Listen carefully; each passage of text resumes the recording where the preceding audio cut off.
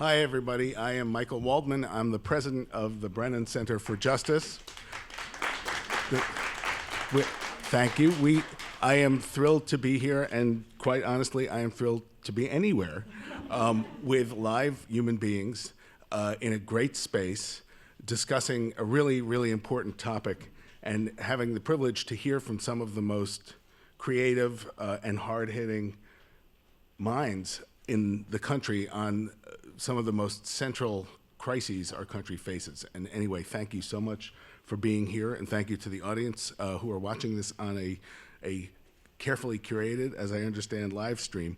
This is a conversation about marking the essay series that so many of you have been part of, published by the Brennan Center on punitive excess, and looking at that topic and more broadly at some of the really fundamental strategic choices and challenges facing the criminal justice movement right now. The Brennan Center, for those of you who don't know, is a nonpartisan law and policy institute. We work to strengthen, to reform, when necessary, to defend the systems of democracy and justice in our country. We believe those systems are urgently in need of repair. No system is more so in need of repair than our criminal justice system. We are affiliated with NYU School of Law, and we were started, as many of you know, in honor of the late Supreme Court Justice William Brennan, 25 years ago, by his clerks and family, as a living memorial to his ideals. And he always said that, in his view, the heart of the Constitution, the heart of American law, must be the notion of common human decency and common human dignity. And in many ways, that thread, that theme, runs through so much of what we're going to be talking about today. As I mentioned, the Brennan Center is now 25 years old, and we are proud to, throughout that time, have our justice program. Many of you are here. Many of you have worked with our justice program. We are proud to have our justice program deeply engaged in the fight for a criminal justice system in particular that reflects those values and the core American values. For the past decade, our work has focused especially on mass incarceration, on the extraordinary depth and dimension of the way we incarcerate people in our country. We focus as a think tank, as well as a legal advocacy group and a communication sub, in particular on using our strength in research, in data, in economics, in criminological specificity, to add to this very broad, very vital movement to reimagine our criminal justice system. And we all know, when we talk about mass incarceration and the way that we have looked at it, we all know the significance of the problem, a problem in a way that has grown in plain sight. We all know that our country has nearly 5% of the world's population, but 25% of its prison population. We all know that that system has crushing racial and social and economic consequences, consequences we have been able to document in so many ways. We all know as well that a system like that is not needed for public safety. It is not needed to keep our communities safe. We here in New York know and see the manifestations of this, especially as it plays out in conditions of confinement at Rikers and other places that are utterly inhumane, utterly at variance with this notion of common human dignity. In so many ways, as we came to look at this issue and take a step back and ask what can really be done in a deep and fundamental way, it goes beyond mass incarceration, beyond the notion of us locking up too many people, which is true, to a system of punitive excess that infects and infests so many dimensions of our governmental and public systems, a phrase that we will hear more about that Jeremy Travis and Bruce Western coined, and I think is really vital, and was the basis for the essay series that we commissioned and have had the privilege to publish over the past year. Over the past decade, we have been part of a pretty extraordinary political moment on the issue of criminal justice reform. There was a real left-right, bipartisan, nonpartisan coalition in support of real change and in understanding of the need for change. And that was not always the case. This was the archetypal wedge issue used by politicians to divide people. But over the past decade, there's been left and right, Democrats and Republicans, considerable philanthropic and financial and business support for this. And there's been changes, there've been positive changes, but I think we all recognize as well, not enough. And we have to ask, why is it that we haven't made more progress on this than we've been able to? This is a pivot moment, I think, in asking those questions and in that effort to improve our system. There are developments in the past couple of years that challenge the momentum we've described, that challenges some of our premises and forces us to think anew. And we're going to hear about them in the talk by Jeremy Travis and in the two panels we're going to hear from today. One is COVID, and really in some ways both of these are COVID related. The pandemic, of course, upended society in so many ways, and it both showed the need for change and the possibility of bigger change, because it both greatly magnified the inhumane conditions of confinement of so many people, and also as a crisis, a rare moment of opportunity to act, showed that bigger change is actually possible when it's understood to be in the public good and to be in a crisis. And of course, we think the crisis was not just during the pandemic. But so the first panel we're going to hear from will be discussing conditions of confinement and the broader issues that COVID raised during this time around what we can do about prisons and those who are incarcerated. The second panel also, in a way, is related to COVID.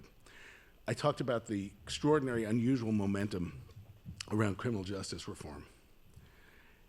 All of this work, almost all of us in this room have done our work at a time of falling crime, at a time when crime rates have continued to drop and drop over decades. We believe that created, at the very least, the political space to imagine reform.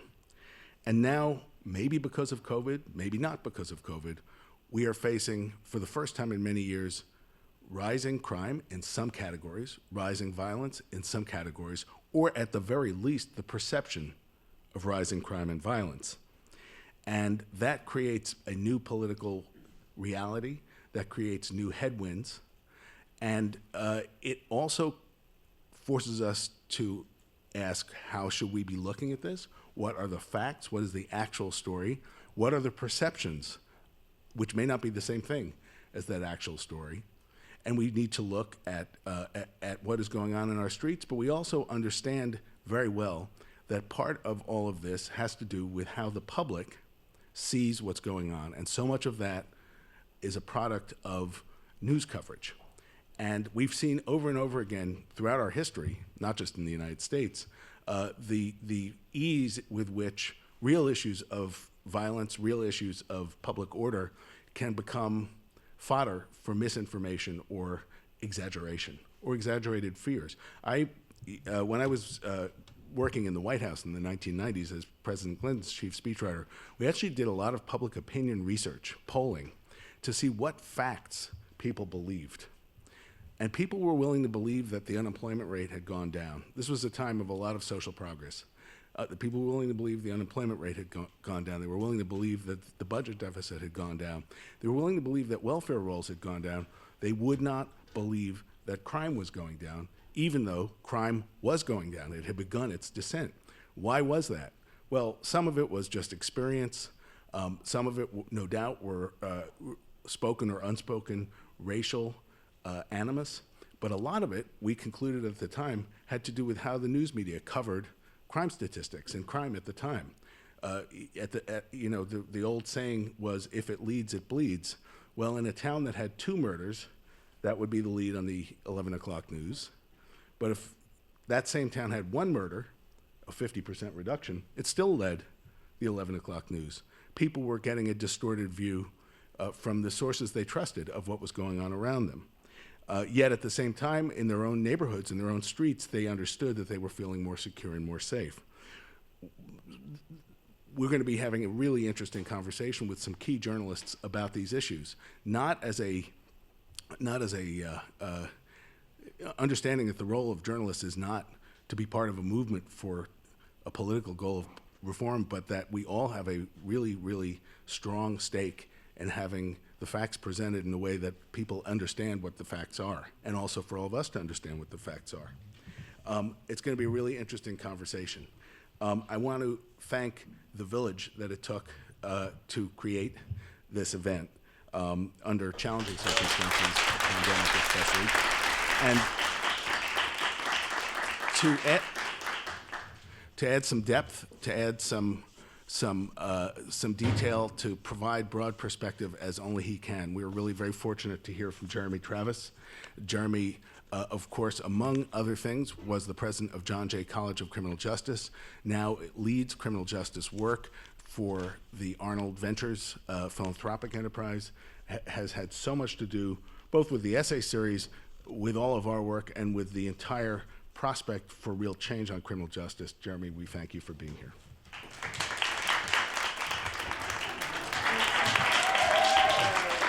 It is so nice to be with all of you today. Doesn't it feel great? Be out among the public and talking to people. This is the first time I've spoken in a long time, and I'm a bit nervous. So thank you, Michael, for the introduction, and thank you to all of those associated with this symposium for inviting me to provide some opening remarks on a discussion on punitive excess.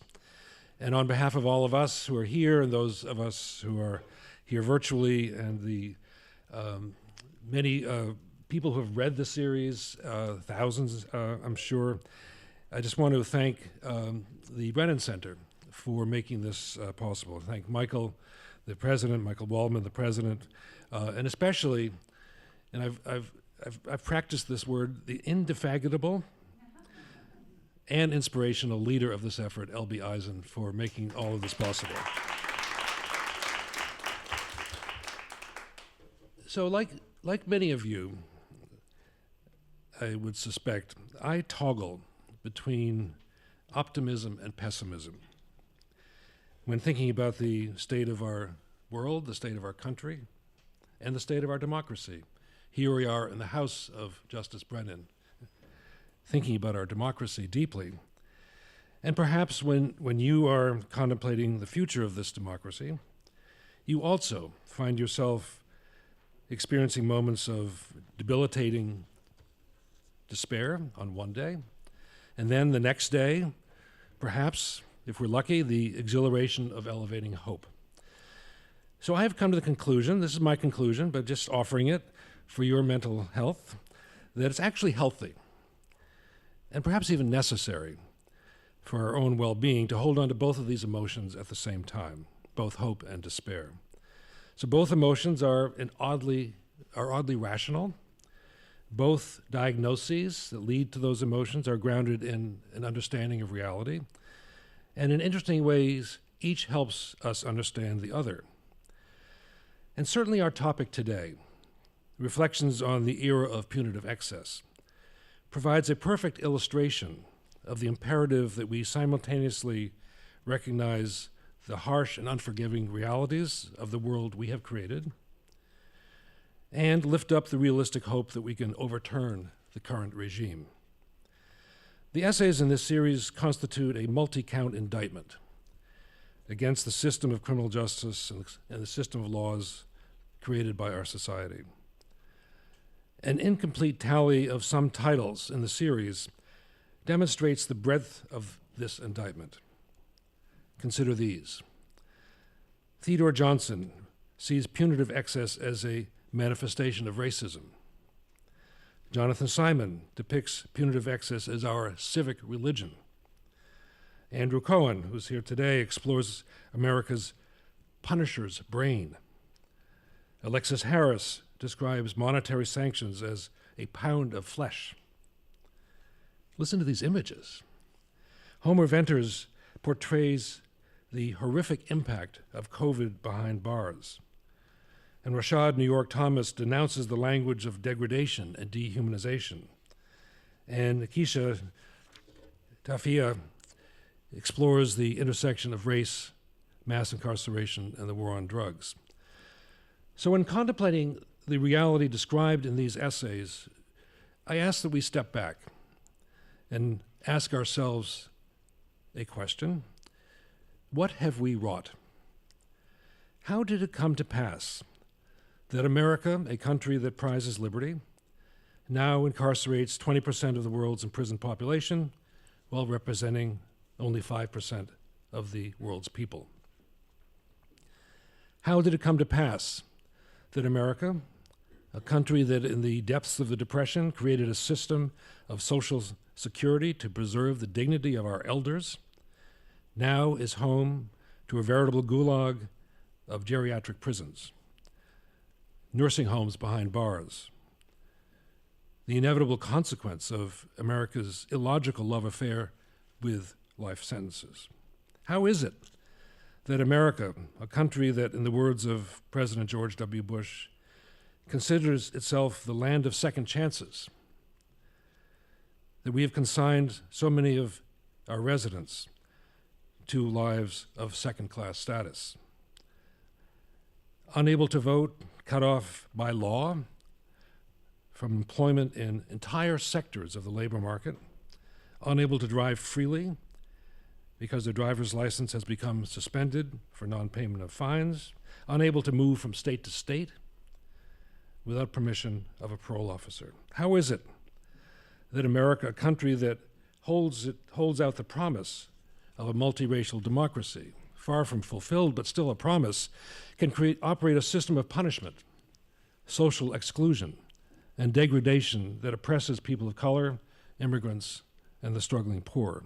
How is it that America, a country that trains the best minds to think clearly about the costs and benefits of social policy, can countenance a public policy of punishment that costs so much in dollars, human suffering, lost lives, with little or no demonstrable benefit? And in the final ironic and tragic twist, how is it that we have abandoned communities to high rates of violence in the name of public safety, while we at the same time take tax dollars that could have supported those communities and spend them in faraway other communities to construct prisons to hold their sons and daughters? What a cruel, failed promise. So one of the great honors of my professional life was serving as chair of the panel of experts convened by the National Academy of Sciences to document the, quote, causes and consequences of high rates of imprisonment in America. It was this assignment that brought me together with my friend and collaborator, Bruce Western, who unfortunately can't be here today, who served as vice chair of that panel and co-authored the introductory essay of the Brennan Center series on punitive excess.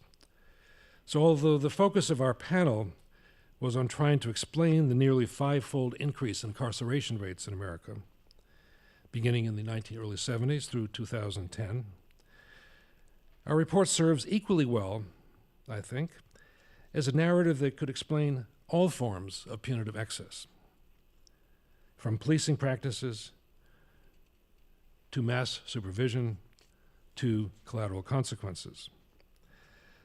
The National Academy of Sciences report can be read to provide a short answer to the question, how did we get here?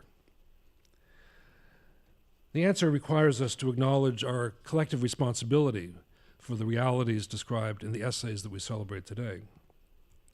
And the short answer, as we were on book tour, goes something like this.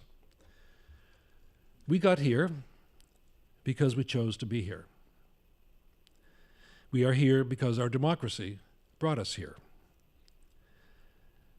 A highly racialized narrative of crime and disorder, developed in the 1960s and 70s, created a vehicle for politicians to run on tough-on-crime platforms that appeal to people's fears, their racist stereotypes, and their need to find someone to blame for the insecurities in their world.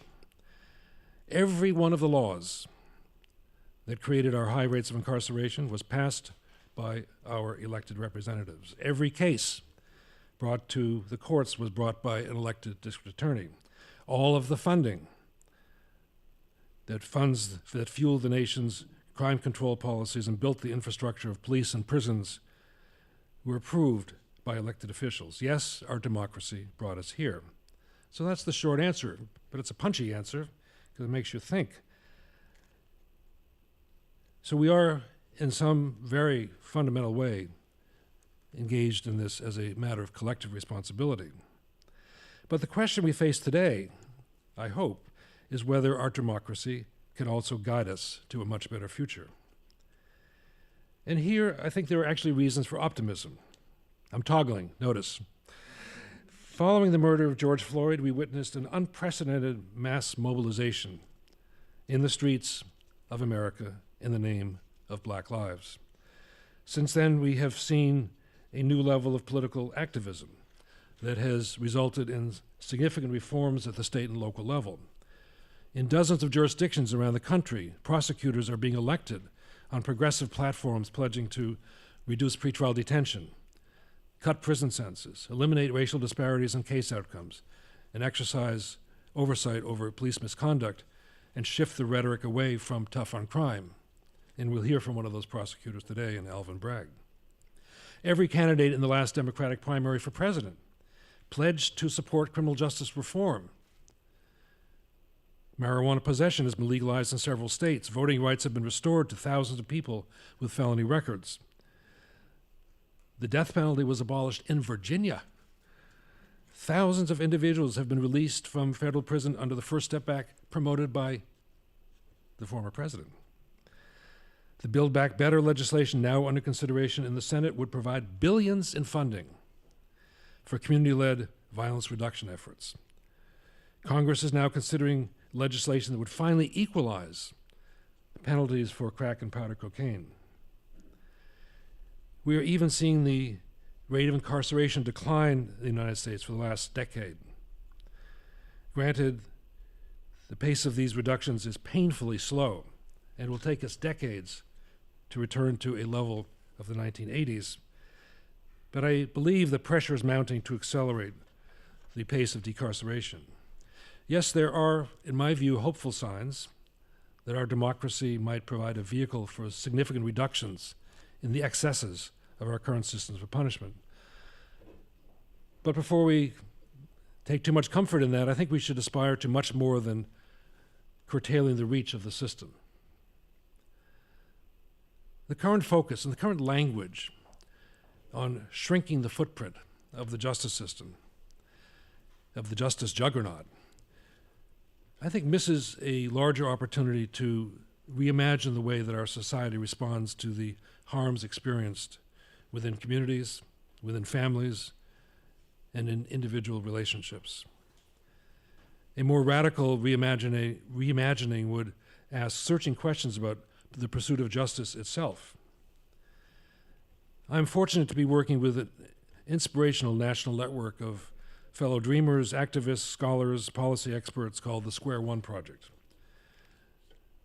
Bruce Western and I co-founded Square One 4 years ago at the Columbia Justice Lab to bring together people interested in our tagline, Reimagining Justice. Our snarkier tagline is, we don't tinker. We start with the basic premise that the process of reimagination must begin with an honest reckoning with our past. Without coming to terms with the harms caused by the system we have created, particularly the damage to communities of color over centuries, and particularly undermining of America's aspirations for equal protection under the law, guaranteed in the Reconstruction Amendments, we believe we cannot be open to a new vision for justice. This new vision must be guided by values that provide the pillars of true justice, a respect for human dignity, again invoking the legacy of Justice Brennan, for all parties, those who cause harm and those who are caused harm and those who feel the ripple effects of criminal activity. A commitment to truth-telling, which includes both reckoning and a clear understanding of why we do what we do when we do it in the name of justice.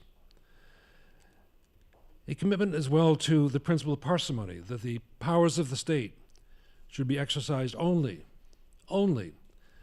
when they're reasonably necessary to carry out a legitimate purpose. We should not punish people merely to punish people. And finally, an abiding faith in the promise of a multiracial democracy that empowers communities to be co-creators of safety and justice, and not the passive recipients of the actions of the state. So as we listen to and learn from today's panels on the realities of confinement in the COVID era, and then the one that follows on the challenges of media coverage in the criminal justice system, let's not lose sight of that vision of what is possible. Possible only if we actively agitate and organize and activate the levers of our democracy to allow justice to thrive. Thank you very much.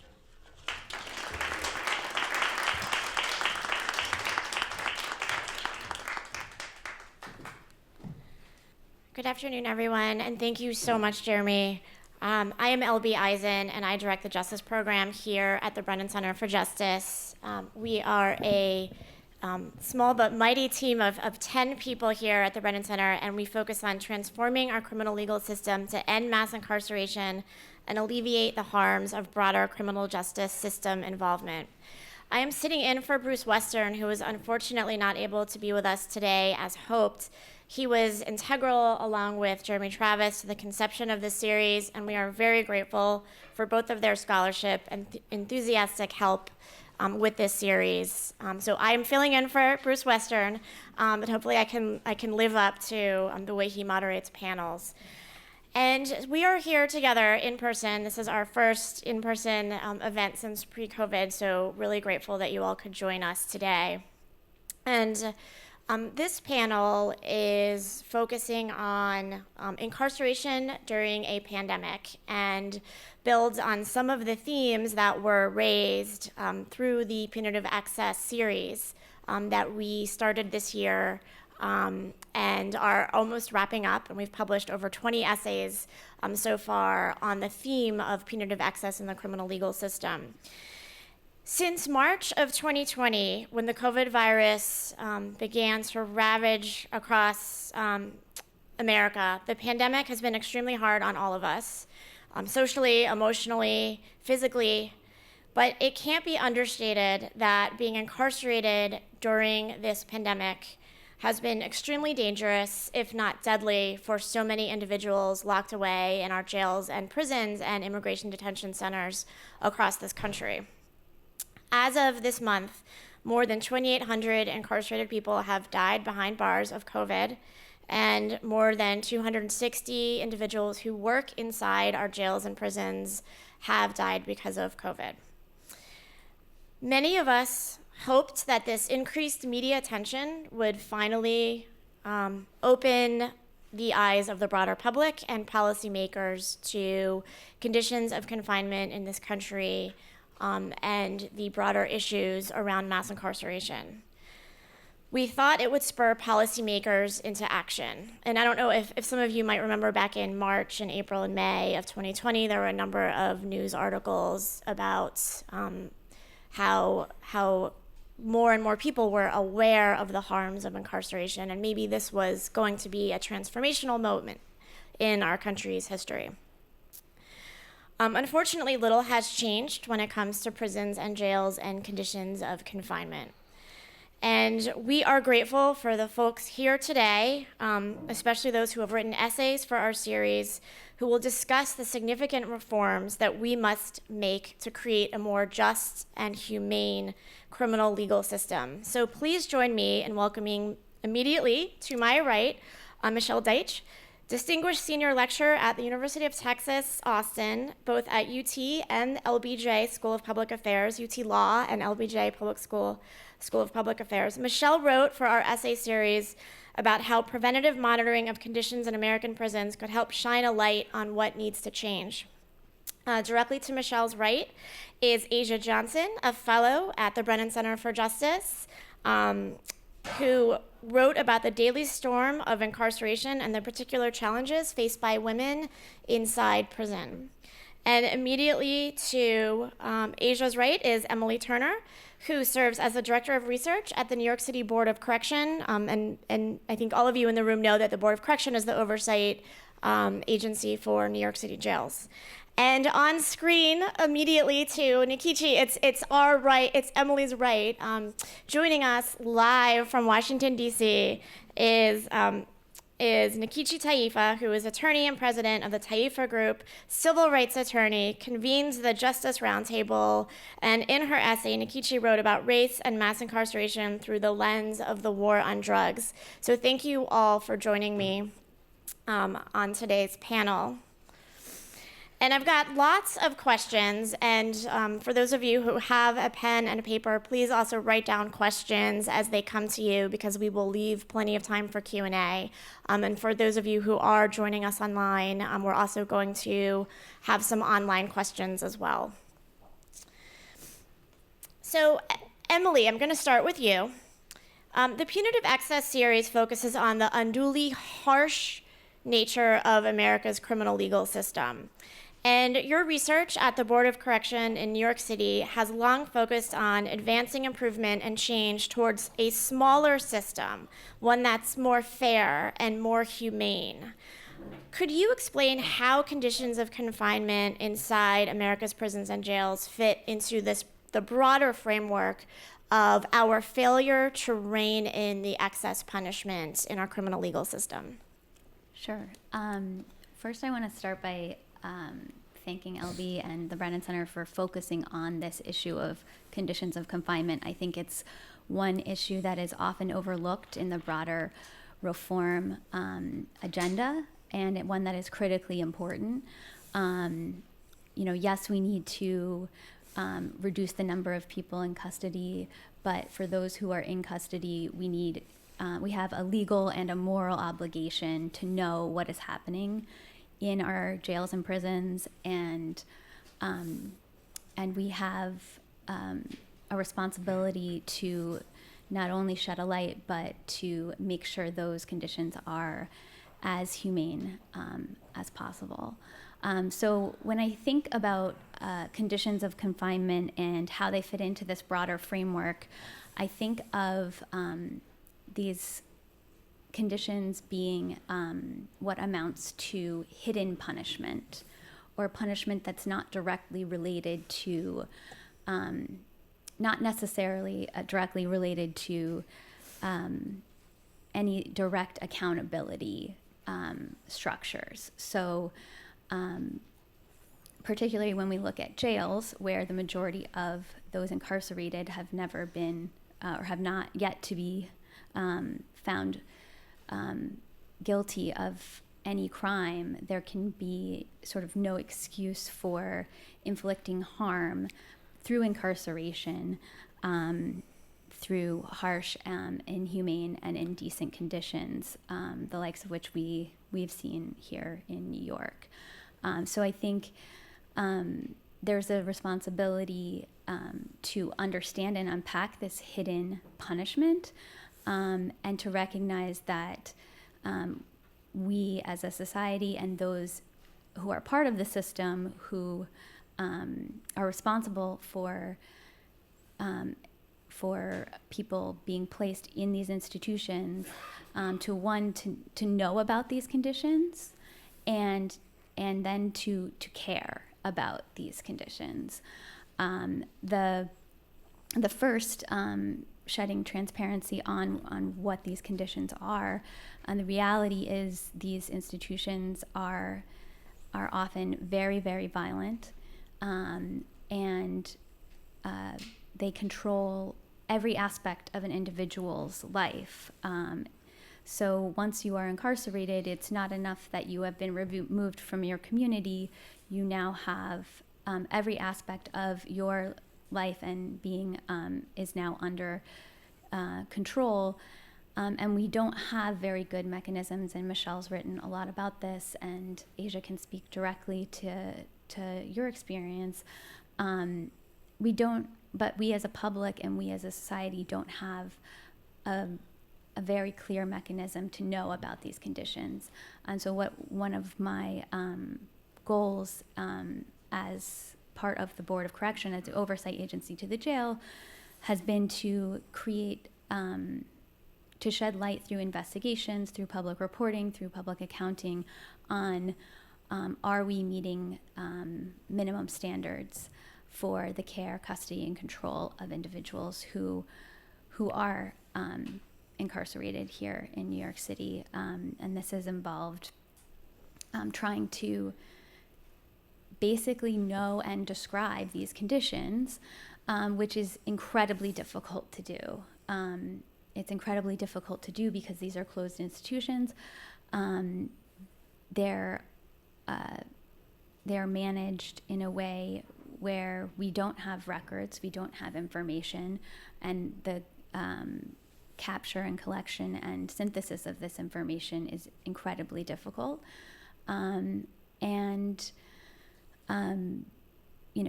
Beyond that, just physically separated from the public's view. So I think that not only do we have to think about just shining that light and explaining what these conditions are, but recognizing that we need to think long and hard about whether or not it's acceptable to subject individuals to these conditions, which is high rates of violence, sexual abuse, basic rights to access health care, and other just basic human rights in jail. So I think focusing on this hidden aspect and making the reality of what incarceration is more transparent is really important.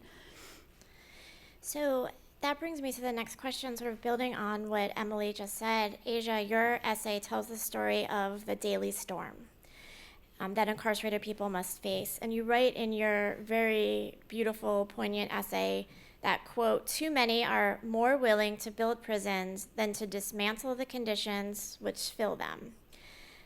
What responsibility do you think the outside public has in improving conditions for incarcerated people? And can we better empower people once they get out to be part of the conversation in how we dismantle mass incarceration?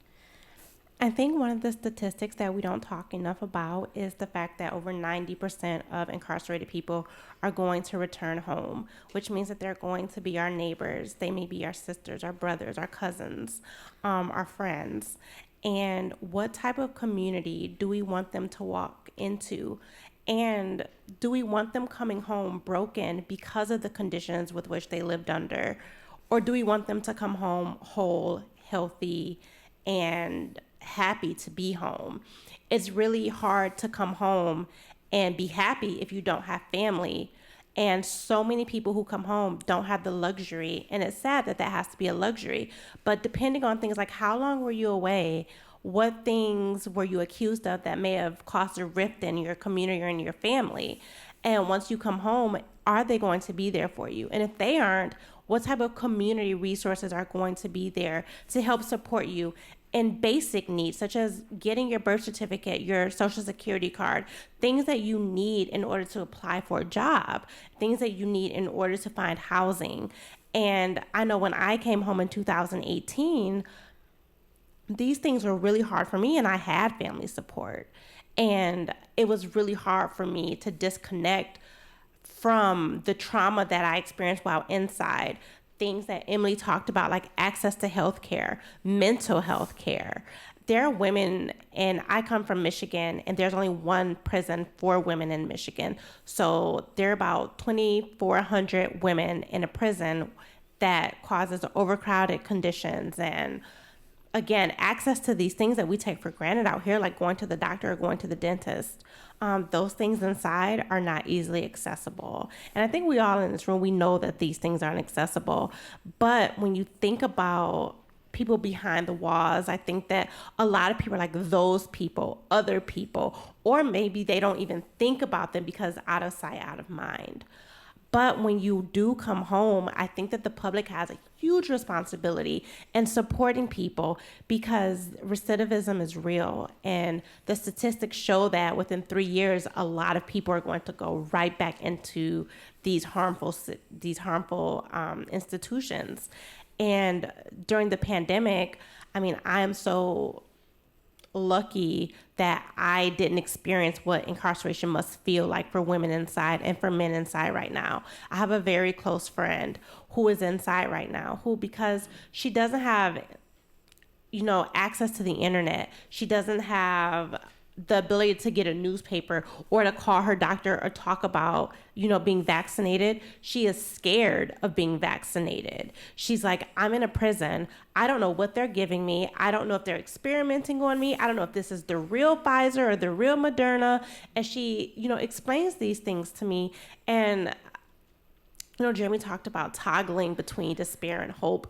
And I think that inside they are toggling between despair and a deeper despair when you don't have visits because of the pandemic. When I was inside, the volunteers were the things that saved me and made me feel free. Education, U of M coming in doing classes, EMU coming in and doing classes, poetry workshops, theater, these things that made you feel human, they don't have access to that right now because of the pandemic. And so again, that number of over 90% of people are going to come home. What type of world are we building for them?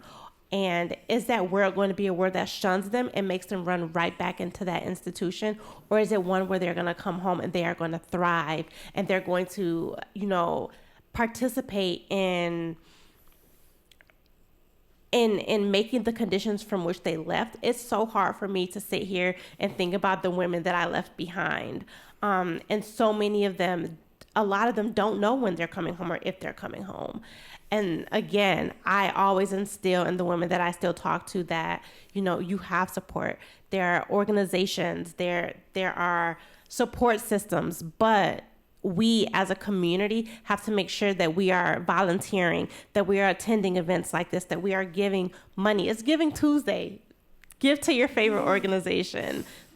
And so that's where I'm at with the responsibility of the public and making sure, like Emily said, not just knowing about what's happening inside, but caring about what's happening inside. And again, I know it is hard because the system has tried to silence people who are behind the walls. It is very hard to know what's happening inside.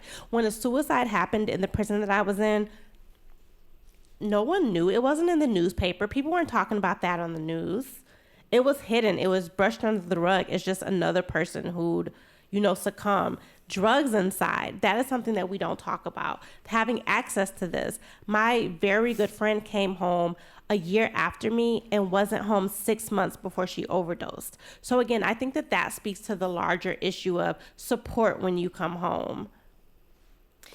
Well, and thank you, Asia, for sharing all of that. And Nikichi, you have spent decades fighting for people to care about the criminal legal system. And your essay describes the disastrous consequences of America's war on drugs, particularly for Black people caught in its web. And you explain how the momentum of public opinion has shifted away from the prevailing tough on crime notions of the 80s, and yet we've only seen very small piecemeal progress over the decades. How can we better improve the status? How can we do better to improve the status quo? And as you say in your essay, work toward institutionalizing the demand for a standard of decency that values transformative change. Thank you so very much, LB. Thank you, Brennan Center, Jeremy, fellow panelists, Asia, and Emily and Michelle.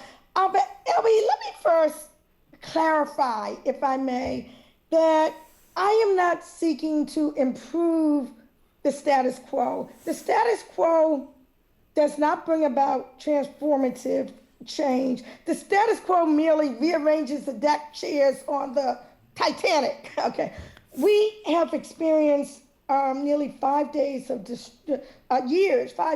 destructive mass incarceration. Piecemeal reform and what I call baby step progress is not transformation. The powers that be dickering over whether to commute the sentences of people who were released pursuant to the pandemic, released to home confinement, because of their vulnerability to COVID-19, because they were elderly, who have been thoroughly vetted to not be a risk to public safety, and who are being threatened right now with a return to prison once the pandemic is deemed over, is not only not transformative, but it really is a smack in the face of the type of standard of decency that must be inculcated in society. These are people who have come out due to the CARES Act, who've gotten jobs, who've reunited with families, who've rented places, to live, many of whom are even on ankle bracelets, and now have the threat of all of that being ripped away. There's something wrong with our standard of decency. Piecemeal reform, baby step progress is not transformative. Yes, thankfully, the tough on crime chorus that arose from the war on drugs, thankfully, it's beginning to disappear. Thankfully, a new narrative is developing. But the legislative initiatives and policy changes that have occurred today, from the Second Chance Reentry Bill to the Fair Sentencing Act, to the Obama administration's Smarter on Crime, to the Clemency Initiative, all, although unthinkable when I first started embarking on criminal legal system reform many decades ago, we'll just say, really are not enough for transformative justice rather than baby steps. I say it's really time for leaps and it's time for bounds. Some examples: end all mandatory minimum sentences, invest in a health-centered approach to substance abuse disorders, demand a second look with the presumption of release for those serving life without parole sentences. There is no parole in the federal sentences. People are basically being sent to prison to die, and that process is even speeded up because of the COVID-19 scenario. Automatically make sentences retroactive where the laws are changed. I mean, that is just it's common sense, Support categorical clemencies to rectify past injustices, whether we're talking about the elderly, whether we're talking about women, whether we're talking about marijuana offenses. We need to look at categories now as opposed to a one-by-one type of approach. It really is time for bold actions. We need to adopt reparative justice measures. We must not be satisfied with the norm. We must do more than simply improving the status quo. We really must be institutionalizing this whole, what I call, standard of decency that values real change, transformative change. Thank you, Nikichi. And I agree with you that the status quo is unacceptable, which is why we're trying to reach the broader public about these issues. And Michelle, your essay describes how oversight can mitigate some of the worst harms of incarceration. And COVID-19 has certainly changed the conversation around incarceration without the impact, unfortunately, right? But we have started to see more media articles highlighting the fact that there are so many people getting sick and dying behind bars. How has COVID-19 contributed to a larger segment of the broader population understanding how damaging and devastating incarceration is, or has it not? And how has the pandemic shifted some of the work that you do to support oversight for those who are stuck behind bars in our jails and our prisons across this country? Great. And first of all, thank you so much for having me participate in the volume on punitive excess. It was a real pleasure to write that article and to really think through those issues. In answer to your question, I think that there's really been a confluence of several factors that has affected the way we look at conditions and the inside and the way we look at oversight. First is the recognition that what happens behind bars doesn't stay behind bars. Prisons are part of our community. They're not apart from our community. And so the comings and goings of people have, the staff, individuals are arrested. That's led to a lot of spread of the illness. Secondly is the recognition that the pandemic didn't cause these problems. It exacerbated them. And it shined a light on what is actually going on behind bars. The third factor is that it has had such a deadly impact. COVID has had an incredibly deadly impact behind bars. In Texas, where I've focused a lot of my research on this issue, we've had almost 300 people die in Texas prisons, incarcerated people from the illness, and about 73 staff. And that's probably a significant undercount. The fourth factor that I think matters is that we realize that staff and incarcerated people share an interest in safe and healthy conditions, that their interests don't have to be so polarized. So we could be looking towards safe and healthy conditions as a way of addressing all of their needs. A fifth factor here is that there's a lack of data transparency. There's so much that we don't know about what's going on behind bars. COVID numbers have been very, very questionable. In fact, in Texas and in many other states, a lot of states have stopped reporting COVID deaths in custody. You can't get accurate data in many places now. And COVID is the tip of the iceberg on the information we don't get. That has all led to a sixth factor, which is more interest in what's going on inside. Maybe we need more kinds of oversight to find out. We need more transparency. We need more accountability. And the reason for that goes back to the first factor, which is because what happens inside affects all of us.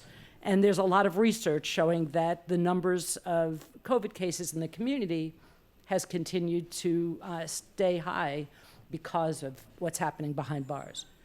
So those are some of the factors that I think have affected it. But COVID has also presented tremendous challenges to what we think of as oversight. The first is an issue that Asia referenced earlier, which is people aren't going into these facilities. We don't have outsiders coming in. We don't have family visits right now in many places. Of course, it started up, but for a long time we didn't have family visits. We didn't have program staff coming in. And many oversight bodies couldn't get in, at least during early stages of the pandemic. So a lack of knowledge about what's going on. Thankfully, I think the media has done an extraordinary job on reporting on what's been going on inside. And it has really led to calls for more data transparency and more calls for independent oversight. So I would say that the interest is there now, and maybe we're going to see more oversight as a result of what's happening with COVID. But we've seen little oversight in response to COVID thus far, a year and a half into the pandemic, right? I think that's true. I think that oversight bodies have become much more nimble and adaptive in the kind of oversight that they've been doing. And we've become more reliant on the media to get information. We've found other ways of getting out information, and we've also recognized the power of data. Mm-hmm. Data tells us a lot about what's going on inside, even when we can't get in there. We are actually already up to Q&A, so I have more questions for our panelists, but I know that the audience members also have a number of questions, and I want to make sure that we have time to get those in. I believe there is an online question. I can't see that well because of the lights, but yeah. Jackie, are you back there to read the online question? Yep, I've got it right here. This question is for Michelle. Can you tell us how the oversight of U.S. prisons and jails compares to those in other democratic countries? Are we doing enough? No. Next. No.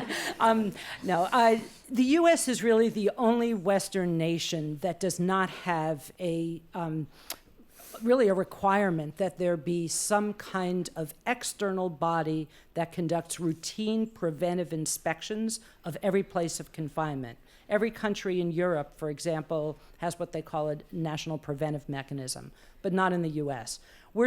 Some states have oversight bodies, and we're starting to see more of those bodies being created, but we are way behind the rest of the Western world.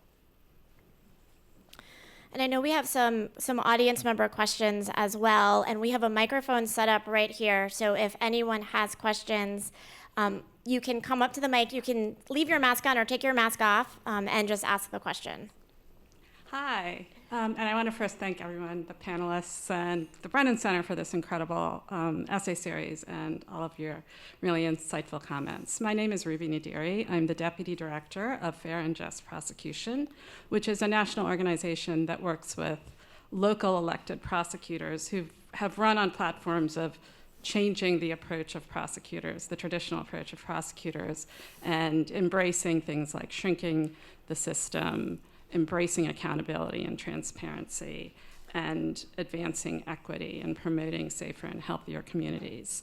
And one thing, obviously, I think it's pretty clear is that prosecutors traditionally have not consistently seen addressing these issues as part of their rubric. And so what I'm curious is if the panel has any thoughts on what local elected prosecutors who are committed to transformation, if that's possible, from prosecutors, which I know that maybe there's some people that think that that's not entirely possible, but if there's a way that local elected prosecutors can embrace accountability and transparency, and what advice you have for those who may be trying to do that. So Emily, do you want to try first? Sure. So one of the things that I think prosecutors can do is understand what is happening in their local prison or jail, and seek to tour the facility, seek to ensure that their line prosecutors know what it means when someone is facing incarceration, or they're asking for bail, or they're asking for a remand. Like, what does that look like? What does it, from this moment forward, how is that person going to be impacted? What are the ripple effects? What is the next step that will be happening to this individual? And are the conditions that I am, my decisions are leading them, if they are leading them towards incarceration, are the conditions that I am putting this person in going to address the harm of whatever accountability we think needs to happen to that individual? Or is it actually going to, is this institution capable of addressing this person's needs in a humane way? And would the larger community actually be served better by addressing or providing accountability in a different way? But I think being very intentional and acknowledging that decisions to prosecute in certain ways have consequences, and understanding what those consequences are, but seeking out what is the infection rate in Rikers right now? What is the density? Can I look up what the housing density is? What would this mean beyond just what we would hope prosecutors would be doing in any case, in any circumstance, thinking about the implications of the individual and what will happen to them? What are the rates of violence in those facilities? I think if prosecutors start demanding this information about the correctional institutions, we will see a greater demand. That is a demand for transparency, and that's an opportunity to hold these institutions to a higher standard of care for people in their custody. May I respond as well? Yes, Nikisha, go ahead. I was just going to ask if you wanted to contribute.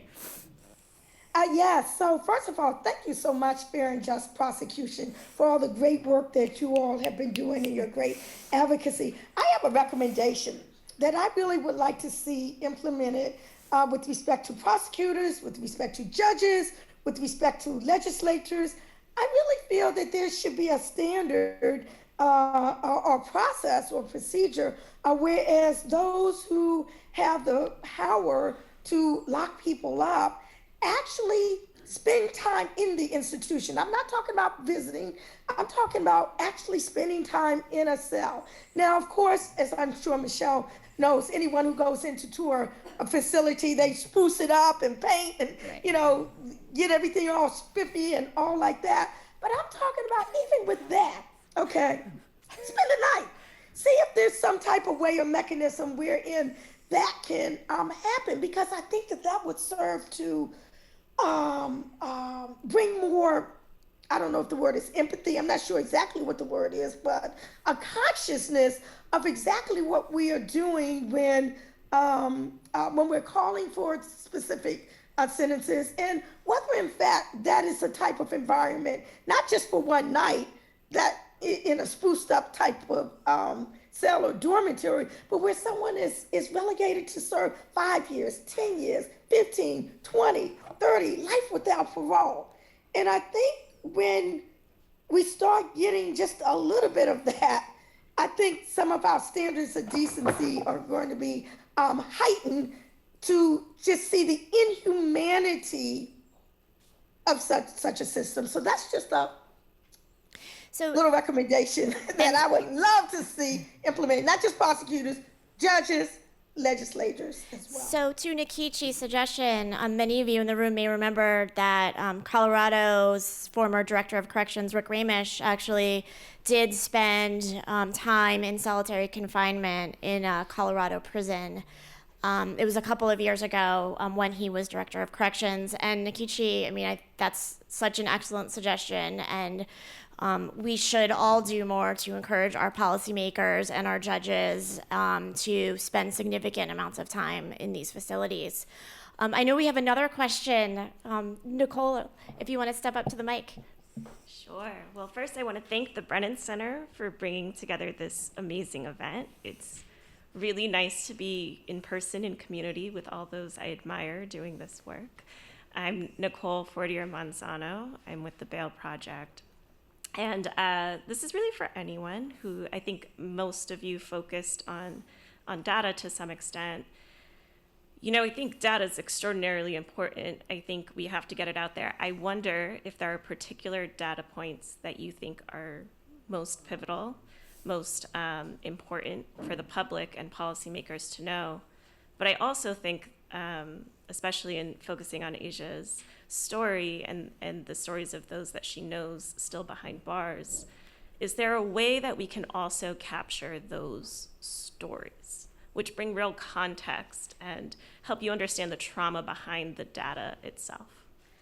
So I don't want to put Asia on the spot, but Nicole's question really is a significant one, and corresponds to a project that Asia is starting to work on with us at the Brennan Center. And so Asia, if you could maybe whet everyone's appetite for the project that you're working on, because I think it really is a direct response to Nicole's question. So my project with the Brennan Center involves me speaking to an incarcerated woman covering every region of the United States. At first, I was too ambitious and said every state. I was going to talk to an incarcerated woman in every state and had to rein myself in a little bit. But some of the data points that you talked about, Nicole, I'm very interested in suicide that came during the pandemic, because I'm sure that those numbers aren't included in people who have died because of contracting COVID-19. So that's something that I would like to explore. And also the stories behind people who are incarcerated. That storytelling, and I know if I ask you what your favorite documentary is, everybody would know, everybody would have an answer. What's your favorite movie, your favorite book? Your favorite character. And the human stories are what transform the way we look at the world and the way we look at ourselves. And hearing somebody's story and knowing that could have been a family member, or it could have been you, and thinking about how you would have reacted under the same circumstances as somebody else, that is what grows our empathy. That is what pushes us and urges us to change the way we vote. Who are we voting for? What changes do we want to see made? It just changes your mind and your heart in a way that numbers don't always capture.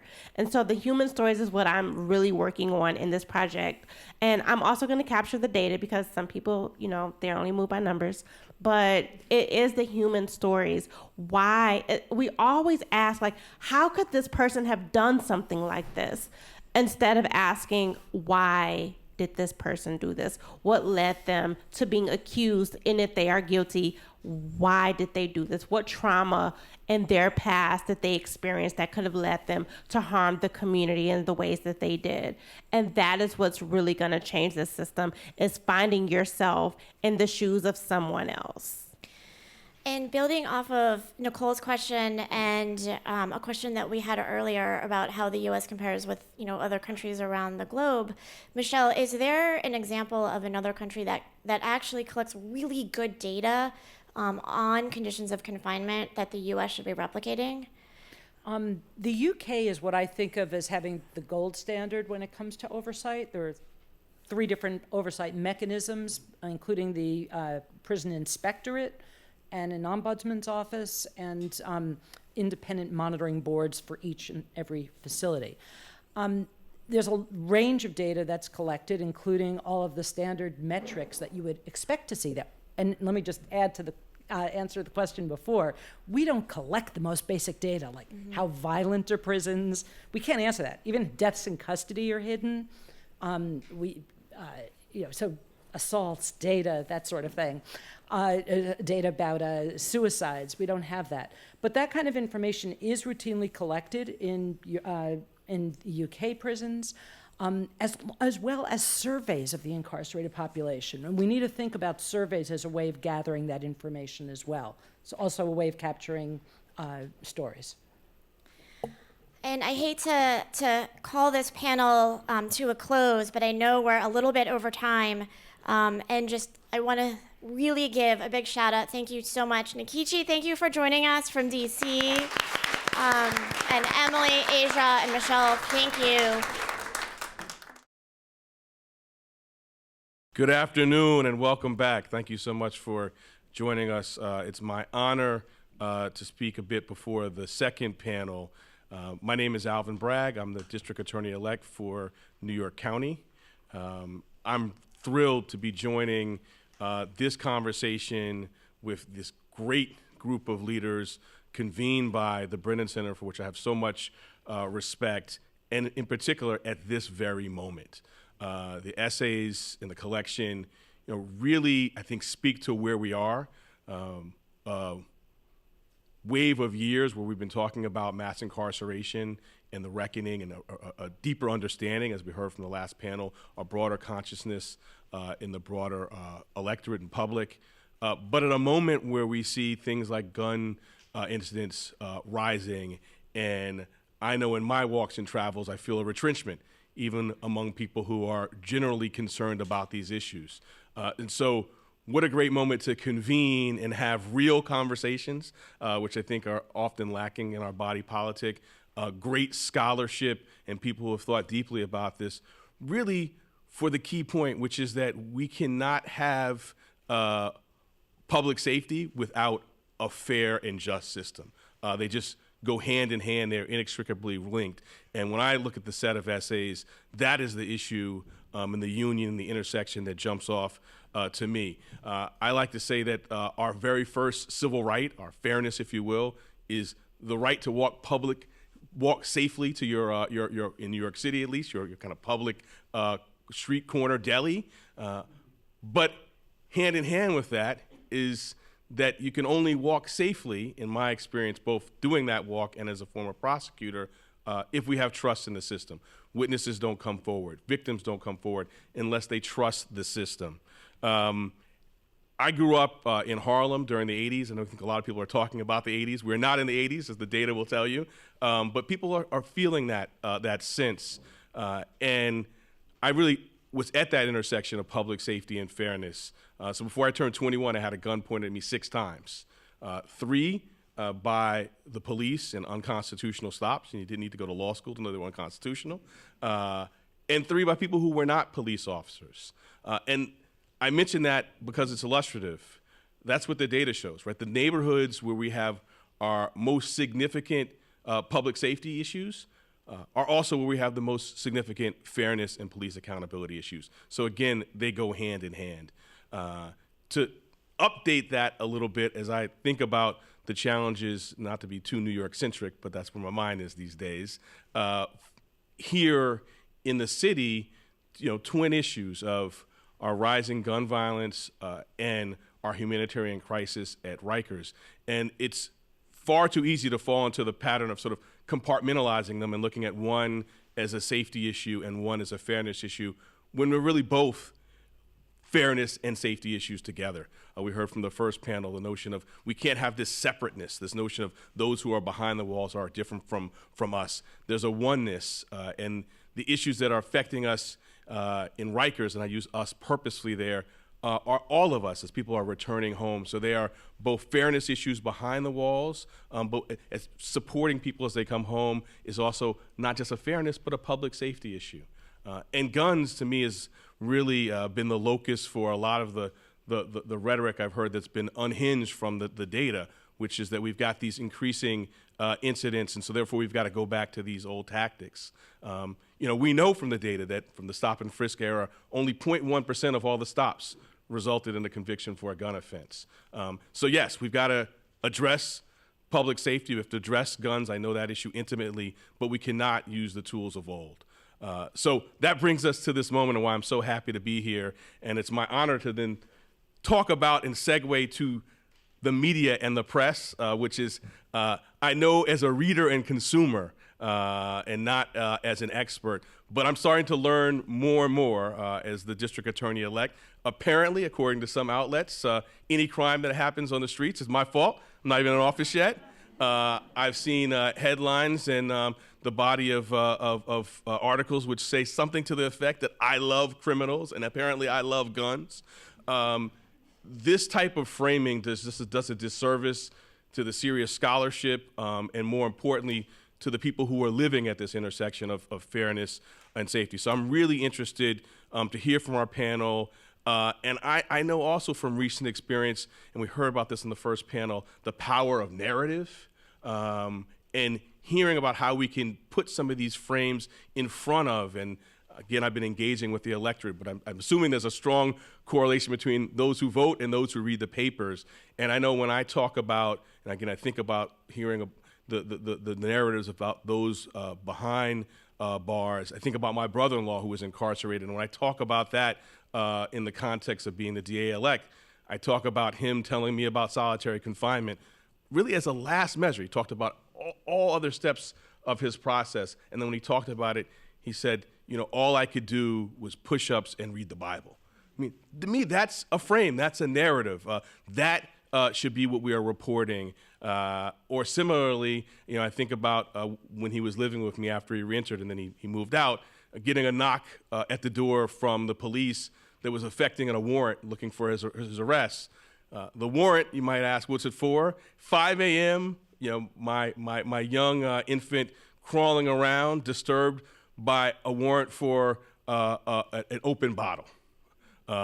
And so talking about and reframing these issues around people is what our next panel is going to do, and I've been so honored, and hopefully I've done a service to frame it a bit, and so I'm now going to turn it over to Mr. Cohen, who's going to introduce our panelists and take us on a great discussion that I think is so needed and so timely. So thank you for allowing me to join. Thank you. Thank you. My name is Andrew Cohen. I'm an attorney, a recovering attorney. It's been a long time since I practiced law. I'm a senior editor at the Marshall Project, which is the nonprofit news organization that focuses on criminal justice. And I'm also, for many years now, a fellow at the Brennan Center, where I focus on criminal justice reform. I am delighted to be back in New York City. It's been a long time since I've been here. I'm delighted to be back working in a place that's not my kitchen and my living room.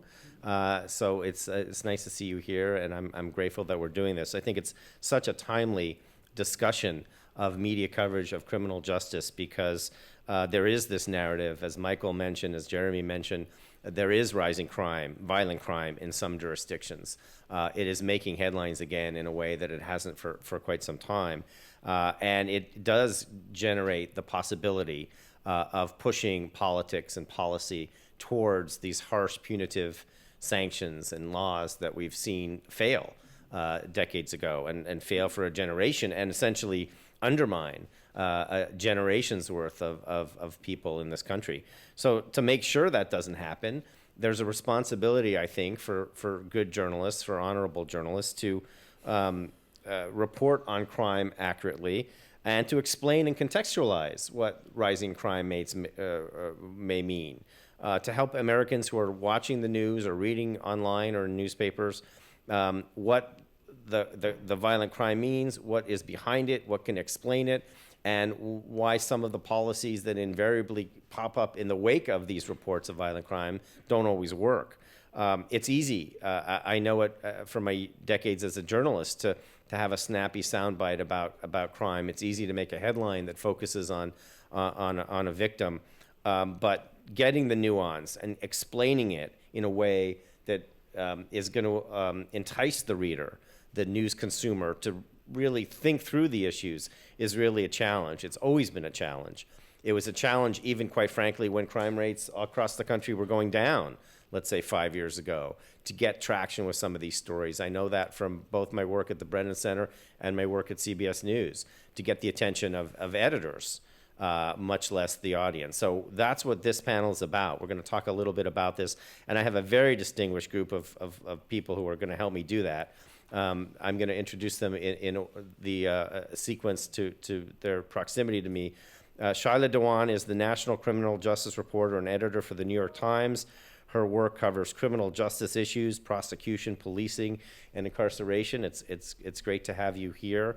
To her immediate right is my old friend from the Marshall Project, Nicole Lewis, who is now a senior editor at Slate. She did wonderful work at Marshall. She's doing wonderful work now at Slate, covering legal issues, focusing on incarceration. And to Nicole's right is my old friend, Jamie Floyd, with whom I covered the Oklahoma City bombing trials 5 years ago.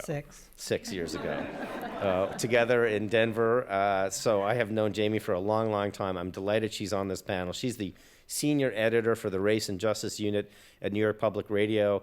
She's covered everything in criminal justice in New York and around the country for decades now, focusing on the quick-hitting stories to long-term investigations. And so I think we have a really good blend of experience and backgrounds and emphasis in their current work to answer some of the questions that we're going to raise. We're going to try to keep the answer short if we can, because I'd love each of you to try to answer each of the questions, because I have a feeling that there's going to be a little nuance and difference to the way that you guys do answer these questions. And of course, we'll have time later for questions, both personally here in New York and online if people have them. So let me begin, because we don't have a ton of time. Jeremy mentioned it, Michael mentioned it in the introductions. The Brennan Center just finished publishing a series, I think very provocative and deep series on punitive excess. I wrote about it in the terms of this American exceptionalism to harsh punishment, the Punisher's brain, which comes to us from eons of just development. One author after another in this series tried to explain why there's so much punishment in America, why so much of it is designed to dehumanize the people who are caught up in it. And one after another, we were asked as authors to identify ways in which the reforms have come to the system.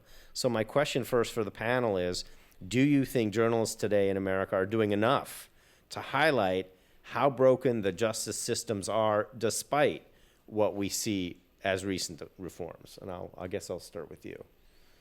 Are we doing enough? Are you doing enough to highlight both the good and the bad? And what are the challenges in trying to capture the reform as you're also capturing the fact that so much of the systems are still broken? I mean, I think I see in my now long career at the Times, I see a real difference in our coverage of this. And I think we cover it a lot more. We question the way the justice system works a lot more. I'm not going to go anywhere near saying it's enough. Right. I'm just saying I think these things evolve. And so, I have just seen a shift in my own thinking over time, and a shift in the way story pitches and stories are received and platformed at the Times. Give me an example of a change in your thinking, a shift in the way that you see the issues that are presented. I mean, there's just so many cumulative small things. I think there was a time when I would just not have thought twice about using a mugshot, for example, and not thinking about, and sometimes that is the only image you have of a person. So, and it's public record, we just use it. But now I understand that, that's the worst moment of someone's life, and it always pictures them in a certain way, in a certain color and light. And so I think that I would be much more hesitant to use mugshots now. That's one example. Sure. One example in ways in which the New York Times has changed, I date back to Ferguson, because I feel like,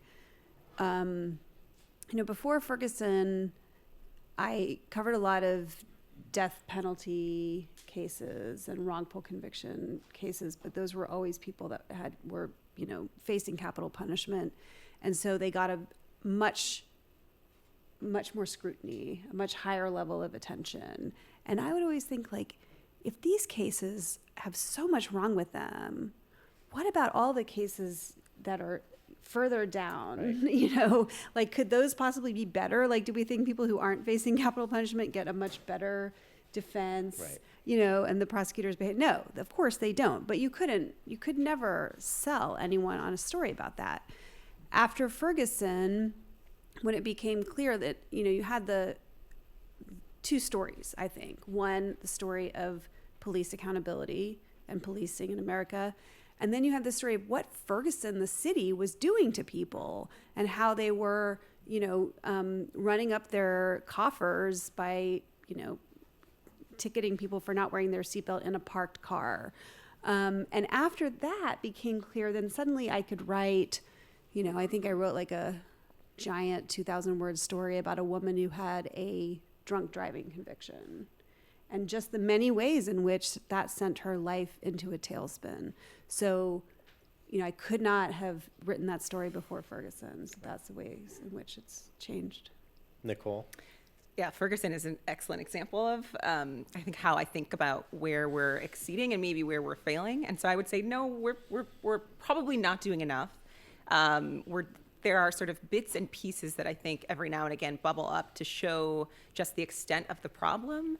And so I think the Brennan Center essays help me sort of approach it and answer here, because the problem is so complex. We're not just talking about crime and punishment. We're talking about the legacy of slavery, white supremacy, debt, economic issues. We're talking about questions of morality, of care, right, of empathy. And so we can't actually just solve all of that in the media by only talking about the system as it stands. We have a lot of work to do to go back to talk about context, history, the legacy, how all of these pieces fit together, and that's an extraordinary amount of work.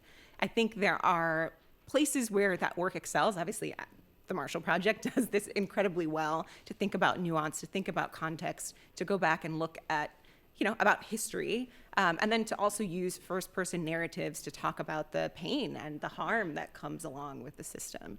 I think a simple example is season 3 of Serial, if people aren't familiar, an extraordinary piece of journalism that gets at just how mundane some of these issues are. It's hard to sell mundane stories to editors. It's hard to sell stories to the public that are just about the system working as usual. But that that podcast was incredibly important, because it helps to sort of break down where the levers are, where the problems happen, right? But if you walked into your editor's office and said, I just want to sit in the courtroom and talk about the going on day to day, they'd say, well, why would we do that, right? Why do we do that? I think there's a clear answer to me to say, because the public actually doesn't understand enough, and we need to break this gigantic system down into pieces so they can latch on to something and understand where change can happen. And then another piece of the equation in terms of where we're maybe not succeeding is that I think the national news does an incredible job framing some of these issues and again, getting at that history and context, but so much of the change needs to happen at a local level. And so when we go and we take a little dip into what the local news really looks like, that's where there's a very, I think, pressing problem. That crime coverage really dominates on TV. Right, if it bleeds, it leads. That's the sort of way that we think about it there. And there has been a disinvestment in the kind of investigative journalism that national news outlets are able to do. So it's not to blame, right? We understand the problem is, again, very complex. But, there's a withdrawal from the local news system where people who are going to vote for elected officials who can make some impact are getting the bulk of their information and being terrorized about what they're seeing in their streets every day. And so we can't combat the sort of rising fear over crime if their coverage only looks one way.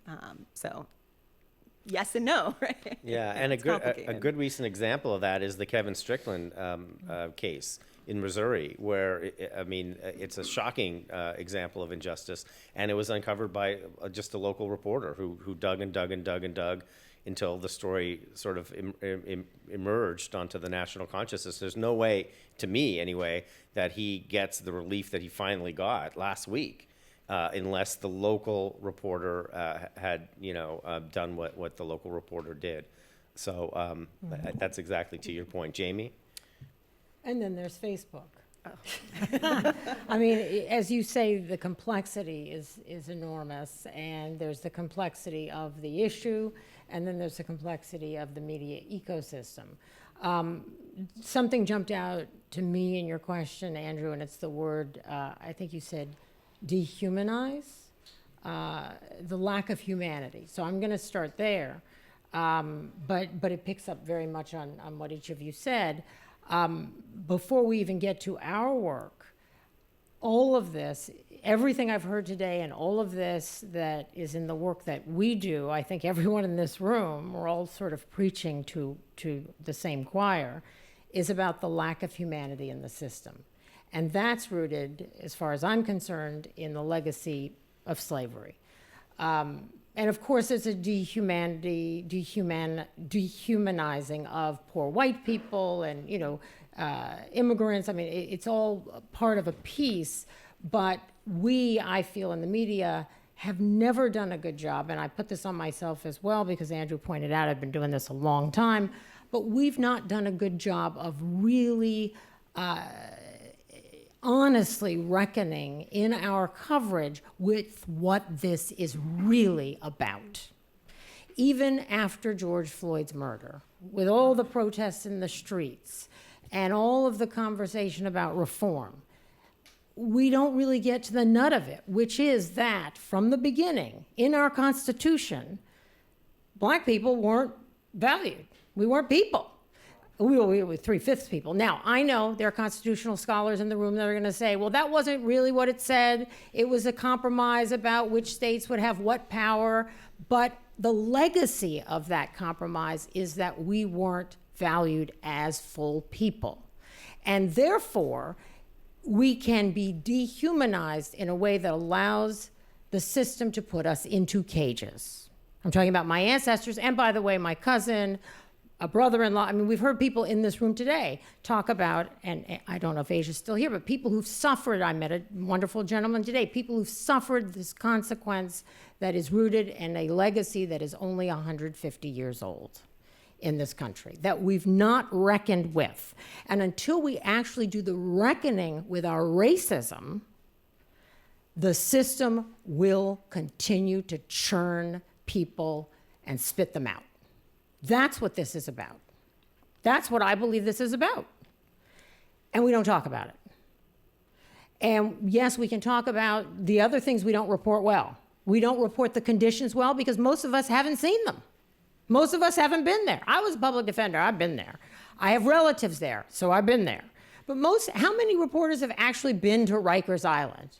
How many have been there? How many have been to MCC or MDC or upstate, to any prison upstate? Most haven't been there. If you haven't been there, you can't really report it well. We don't talk about bail reform properly. We allow prosecutors, present company excluded, and police to suggest that the rise in crime is due to bail reform. And we don't correct that record. Some of us do. but many of us do not. I think we've done a pretty good job, you've done a pretty good job, but we don't really correct that record. So all of that is, the nuts and bolts of what we could be doing better, but we don't get to the core of it, the nub of it, which is racism. That's what it's really about. That's what I believe we need to be doing better. Humanizing the people inside. That's my answer.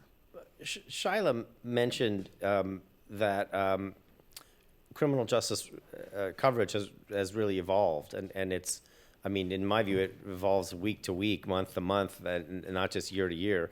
And I think you mentioned that there's stuff that you're doing today that would be unthinkable 5 years ago. You just wouldn't have thought to pitch it to an editor, and the editor likely wouldn't have agreed to it even if you had pitched it. I think that that's fair. I think that all of us would agree that there has been significant movement in broadening the scope of what's covered in criminal justice, highlighting some of the injustices. Debtors' prisons are a good example of that, which you mentioned. They've been around. They never went away. People thought that they went away, but they hadn't. And I think one of the revelations of Ferguson and all these other places is that these places in the South as well still exist. We focused on that a little bit in the Brennan Center Punitive Excess series. But I think I'd love to hear from the panel on the immediate challenge, which is we're seeing more politicians now talking tough on crime. We're seeing politicians locally in New York focus on the bail law. Prosecutors and police have powerful lobbies. Corrections officials, corrections unions are very powerful. They have powerful voices within the media.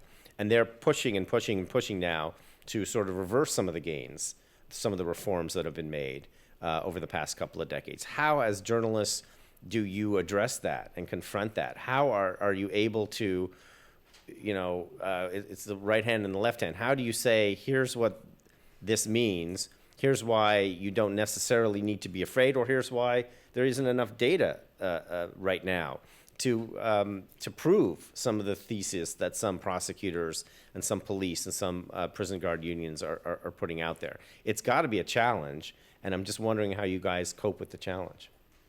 Well, one thing that I've been working on personally is just, I think for years, when we write about crime, we ask the police.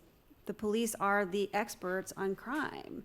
And we do that without also acknowledging their agenda, their self-interest. Even a lot of the experts that we talk to are police consultants in one way or another. And so just starting to interrogate that more. I think we have to start pointing out more if the cops say, the rising crime is because of bail reform, we have to say right after that, there's no evidence for this, right. Or they were unable to offer evidence for this, and not treat them as just sacrosanct experts. So that's one thing I've started to try to do more in my coverage. And we were all trained. When I studied journalism, if a cop said it, right, if an official said it, you could use it, right? And that was like the safety net, right? We can all say that. If an official say, was your out if you wanted to make a statement that sort of shielded you. And I think that that's probably not as safe anymore. I think that people are questioning that. Well, I think, for example, with George Floyd and the initial police report that went in, and now we've seen numerous articles that we've done and other outlets have done about when the cops lie, and then we turn around and write about crime and quote the cops like they're not liars. So trying to meld those two things together and make sure that the healthy skepticism permeates everything we write, and it's not just either a criminal justice story or a crime story. Right. Yeah. So I'm sort of newer to journalism. I came out of a community organizing background and then decided that this is what I wanted to do next. And so my starting point, only a few years, is that cops lie. And so there hasn't actually, for me, it's sort of a different approach then, right? That is where you're starting. We have so much evidence to that fact. And so it allows me to ask newer and different questions. And it's not to say that we're never going to quote the cops or that they're not needed, that they're not a part of this journalist ecosystem. But it is to say their agenda, to me, seems very clear. And we have documented evidence that they're not necessarily interested in telling the truth, even when they're, on the stand, right? We have evidence to that.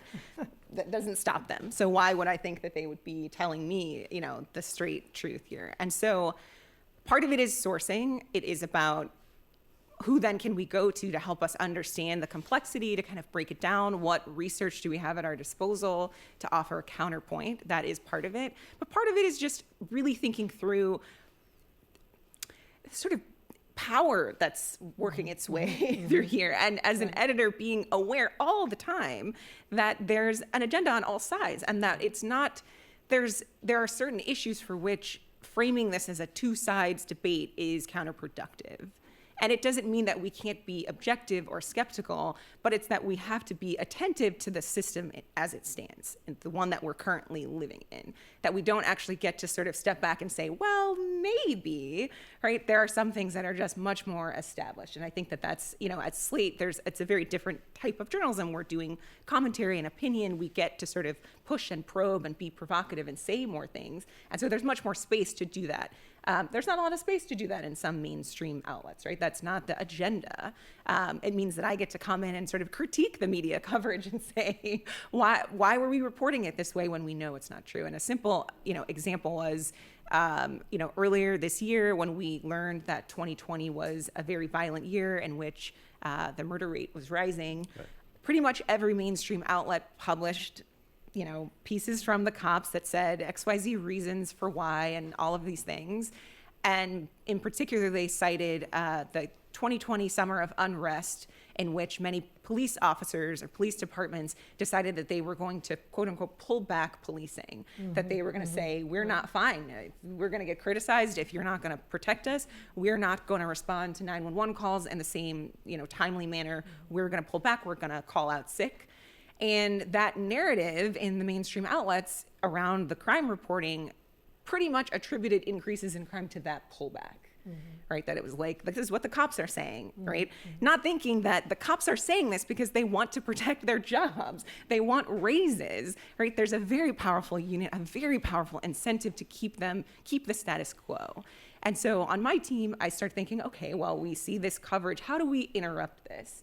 And it took, time to find someone a sociologist, in fact, who had done enough research, who was familiar enough with that subject to go into the data and say, actually, we have no proof for this theory whatsoever.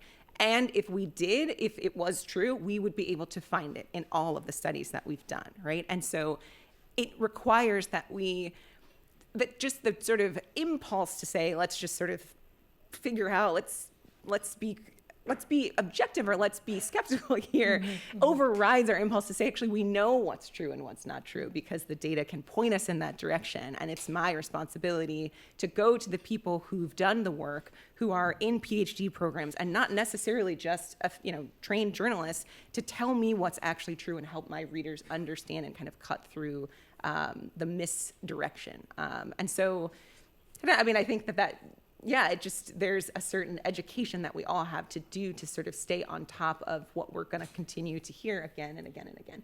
I don't think this is the end this is not the end, right? So for the next 10, 15, 20 years, I'm going to be right back here having to think about how am I going to keep countering the police pushback narrative until it no longer exists. I love that example, and I know you want us to keep our answers short, so I will just say that I think that's a fantastic example, and that I do think we've come a long way from the days when we would get a press release from the police or from the DA, and we would just publish that press. We would basically publish the information we were given, and then we started Official Say, which was essentially publishing the information we were given with the cover of Official Say. So now we're skeptical. And I think everyone has an agenda, not just police. Everyone in any story has an agenda. They want to make sure that their interests and their constituents are protected. I also love your point about the mugshot. The mugshot, first of all, it's not just the worst day in someone's life. They haven't been convicted yet. They're presumed innocent. And that presumption of innocence, when I came into the business, the presumption of guilt was overrode everything. And I do think the change in the couple of decades I've been doing this is that now we have a healthy skepticism. Maybe this person actually didn't do it. Maybe they're not guilty. So why are we publishing their picture? By the way, why are we publishing their name? And now I have editors who are open to the idea, colleagues who are open to the idea that maybe we shouldn't put someone's picture and name out there just because police say they did this thing. And once it's out there, we can't pull it back, especially if they're underage. So there's a lot more, I think, critical thinking about how we cover these, forget the big global issues, as I was pointing to earlier, but on every story, every case, every proposal made by law enforcement or some other institution that wants us to cover them around issues of race, crime, justice. There's the objectivity that we try and achieve is more a healthy skepticism, I think. And I think that's a big change from when I came into this business. Yeah, I think those are great points. And I think another thing we should acknowledge is technology. I mean, in my view, the advent of the cell phone and the cell phone video absolutely. Has changed the nature of reporting about crime and police.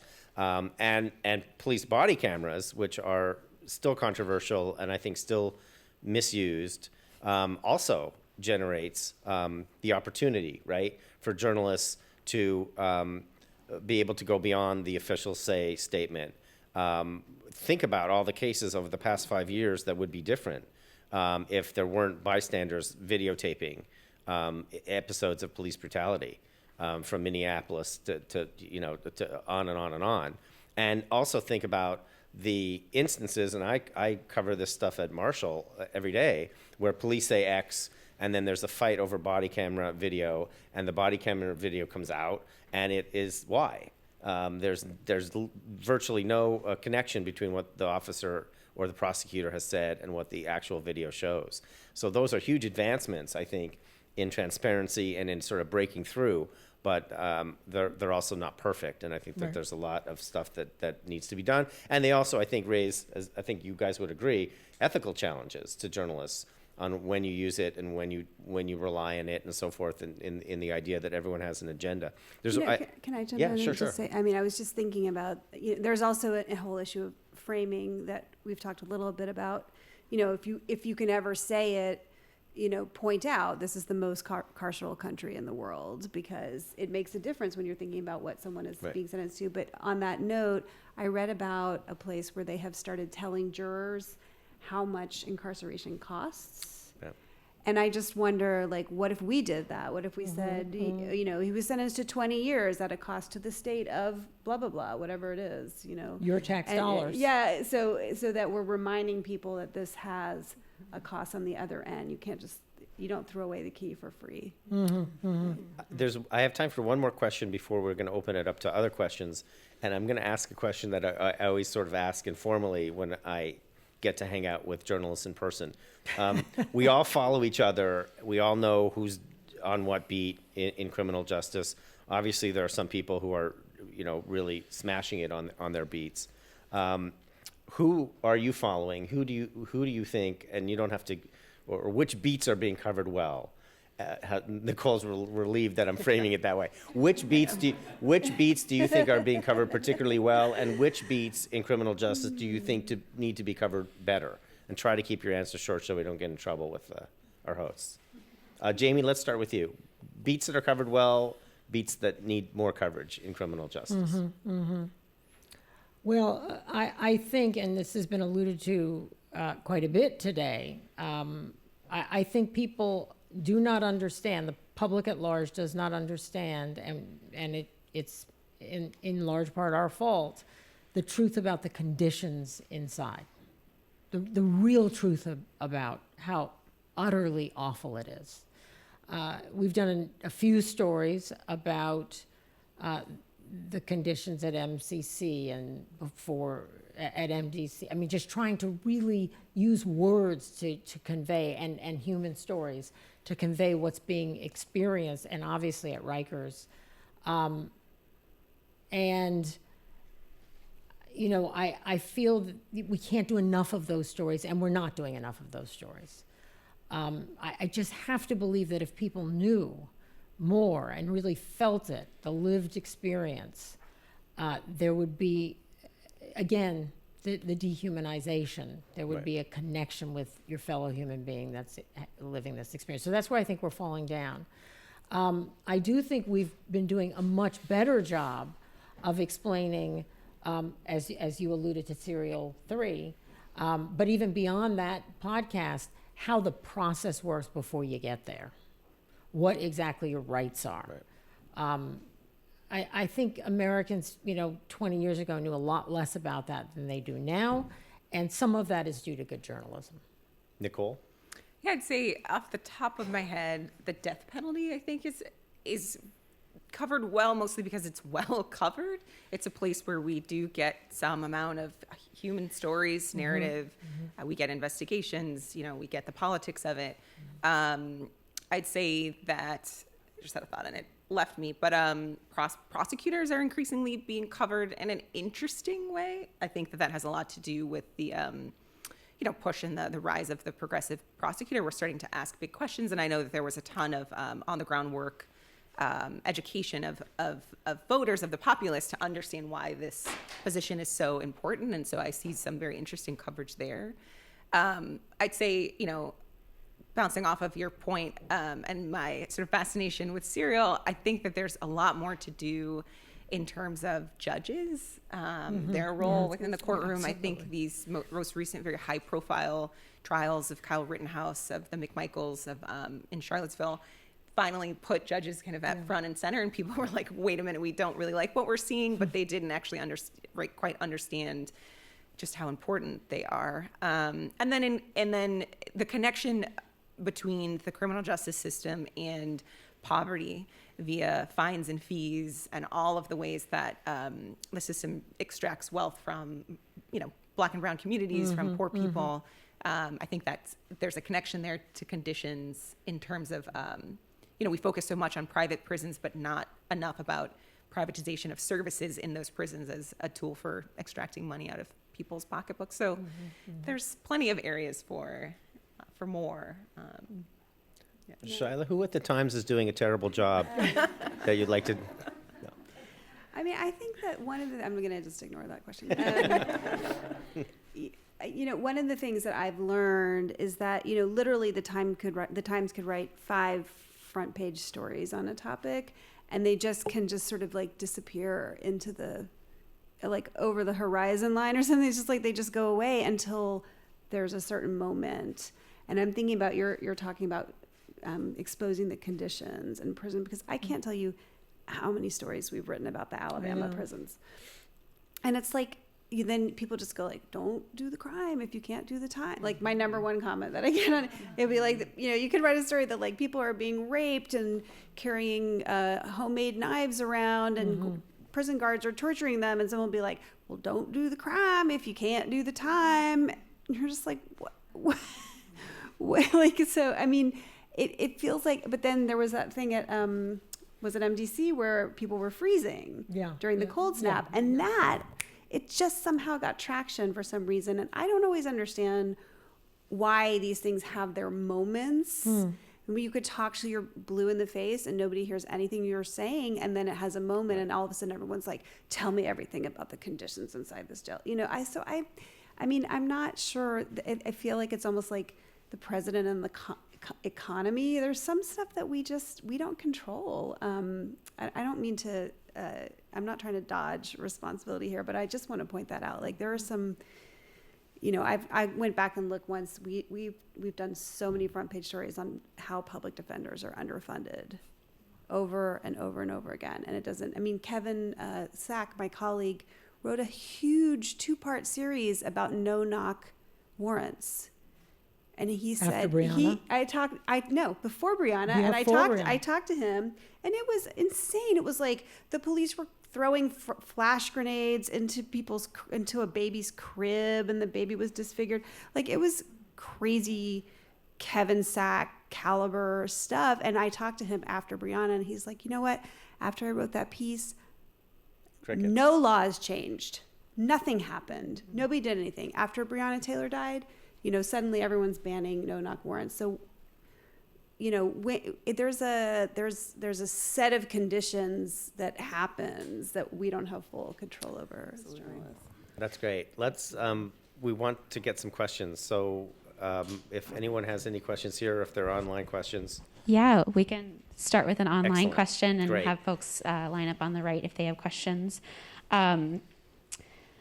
Do you think, so the question online really was asking like what is needed for these nuances around transformative change like abolition, holistic community investments, and multi-system change, like what's missing in public consciousness and what needs to be done to build this understanding? And I want to be mindful that you just answered like we can do as much as we can to put front page stories on the news, and we have to kind of wait for the public to like react or for something to happen. Do you think that COVID has like helped any issues to be pushed forward in terms of like people being more open-minded to abolition or systems change? Or do you think you're still kind of like waiting for people for these issues to have their moment?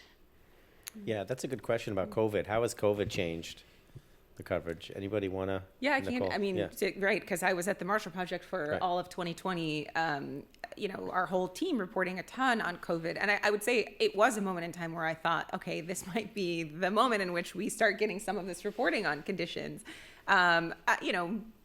Maybe we got a little bit. Some of that happened, but it really put a spotlight on, hey, we have to start thinking about we cannot. The notion that our prisons are somehow completely separate and discrete from the rest of our lives was decimated by COVID, by the pandemic, because we could trace, right, just how much the pandemic was spreading because prisons and jails were hotspots. And so I do think that it changed that kind of thinking. But what I noticed when we made it all the way through and we got to the question now of vaccinations, the framing that we had worked so hard to establish around the importance of public health and this connection to our own lives started to fall away once again. Yeah. And you started seeing people, that anger, that sort of visceral dislike or contempt for incarcerated people bubbling right back up to say, why should they get something that we don't get? And so just to the question of ebbs and flows, right? We make some progress and then we take some steps back. And so that was what I saw in covering COVID, at the Marshall Project. Yeah, I felt that COVID completely laid bare all of the inequities that I'm sure everybody in this room were aware of, but suddenly the entire country and world were, especially after George Floyd's murder in the midst of COVID, everybody was aware and sort of on the same page. We're all on the same page. But I knew that it was a leveraged moment that would not last. I knew it. And I said, okay, well, let's get our reforms done, get everything you want, hurry up, because this won't last. And as you say, it hasn't. So I'm toggling, sorry, Jerry, I'm toggling back this way. But, there are days where there are, moments of success and moments of progress. And you're right, journalists, we tell this, we're writing the first draft of history. We're not making the change. We're just laying the facts bare for people then to act upon in an effort to change the society for the better. Shyla, do you want to?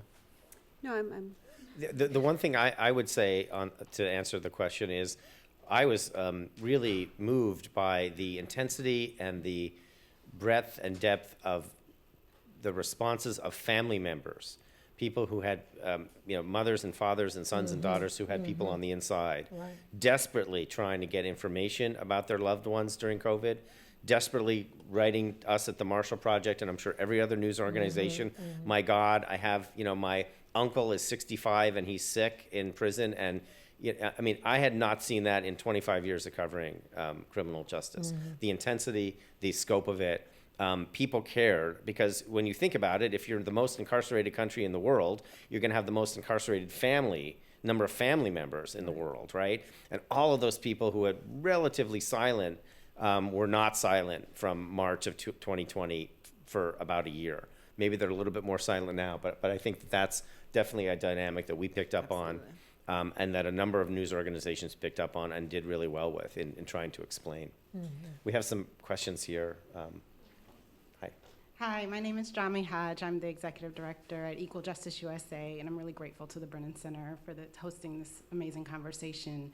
My question goes back to the point about relying on police as sort of the source for information. One of the things that I personally hope that comes out of George Floyd's murder is for every reporter to recall what the police report said that came out after his murder, which just referred to his murder as a medical incident that caused his death, in which we all, of course, know because of Darnella Frazier's video what the truth was. And the work that I lead focuses a lot on community-based alternatives to violence. And, you know, knock on wood, hopefully with huge federal investment coming, this is gonna be something that will be spreading significantly throughout the country. And when I think about when violence happens, and reporters who have to quickly turn something out because of our 24-hour news cycle, how can we help point to other sources who are not the police, so that you are talking to not just folks who show up after violence happens, and that's only in 50% of cases because we know a lot of violent crime isn't even reported, and instead talk to the folks who are there, who are living it, who are showing up, who don't always get the credit for it, and can provide that context and deeper, you know, analysis and understanding that police officers don't bring. Anyone want to tackle that? Volunteers? That's on us. I think that's on us, right? Yeah, I mean, before I left the Marshall Project, one of the things that I was working on was a type of journalism typically understood as in community engagement journalism. So where we were doing work to kind of to crowdsource narratives, to talk to hundreds of people at a time, instead of relying on single sourcing. Yeah. And you know, they're going to continue that legacy and hiring someone to take it, you know, much bigger than what I could have or what I was doing. But part of it is, I think, about thinking about journalism in terms of the tools and opportunities that we can provide for people in the community to feel comfortable coming forward and speaking with us. So there's a relationship that we actually have to establish first in order to get people to tell us what's actually happening in their communities. And I think, you know, for so long, so many communities, especially marginalized communities, feel like they only see journalists on like the worst day of their lives and they're never there any other time. And so there's a big reluctance to come forward and to sort of talk and to speak openly. There's a fear of being mispresented and stereotyped. And so there's actually a ton of work. I think it's really a question of trust. That there's a ton of work, reparative work that we have to do in order to be able to cover these events with the appropriate amount of context. That's a very time-intensive, a very resource-intensive process. Not every outlet is going to be able to do it, but I would say, from my perspective, there are many more outlets that are trying to do that, to do that now. And I think thinking about how we can smartly partner with community organizations like your own, you know, still with the mission of journalism, not advocacy, but to say you're a gatekeeper here and we want to talk to the people that you talk to. And, you know, we have our own interests and agenda, but there is a place where we might be aligned. So I look forward, you know, to more of that and seeing, just what comes of that. I don't know where she went. Hi. Oh, hi. We're reorganizing our entire newsroom to be bottom up and community based rather than agency down. Traditionally, you would have, say, your police and crime desk would go to the NYPD first and then go to all those press conferences they have, and they have a lot. And you would get all your information from them, and then you'd fan out and cover whatever stories they essentially fed you. We are not doing that anymore, and we're doing everything from the bottom up, and we're even having a community desk, a whole desk that's going to be rooted in various communities. I'd love to get your information, but I completely agree with everything that was just said. I would add that newsrooms have to look like the region they serve, the community they serve, the city they serve, and they don't. They're too white. Sorry, they're not, I mean, they're women, that's good, but there need to be everything else. They really have to be more diverse in every way. You know, people of different abilities, LGBTQI, and many more Black and brown people in the newsrooms, many more. And we're struggling to get there. in most newsrooms in this country. And that's on every level, even in the local news where it bleeds, it leads, but everywhere. National desks, digital, everywhere. It's a real problem. So that would be the change that I'd want to see. Do you have anything, Shyla, before we? I mean, I think it's not a well formalized process, and it's hard because if someone sends me an email that says, I have a source for you on the Ahmaud Arbery conviction, and it's this person, I tend to just blow it off, not for a really good reason.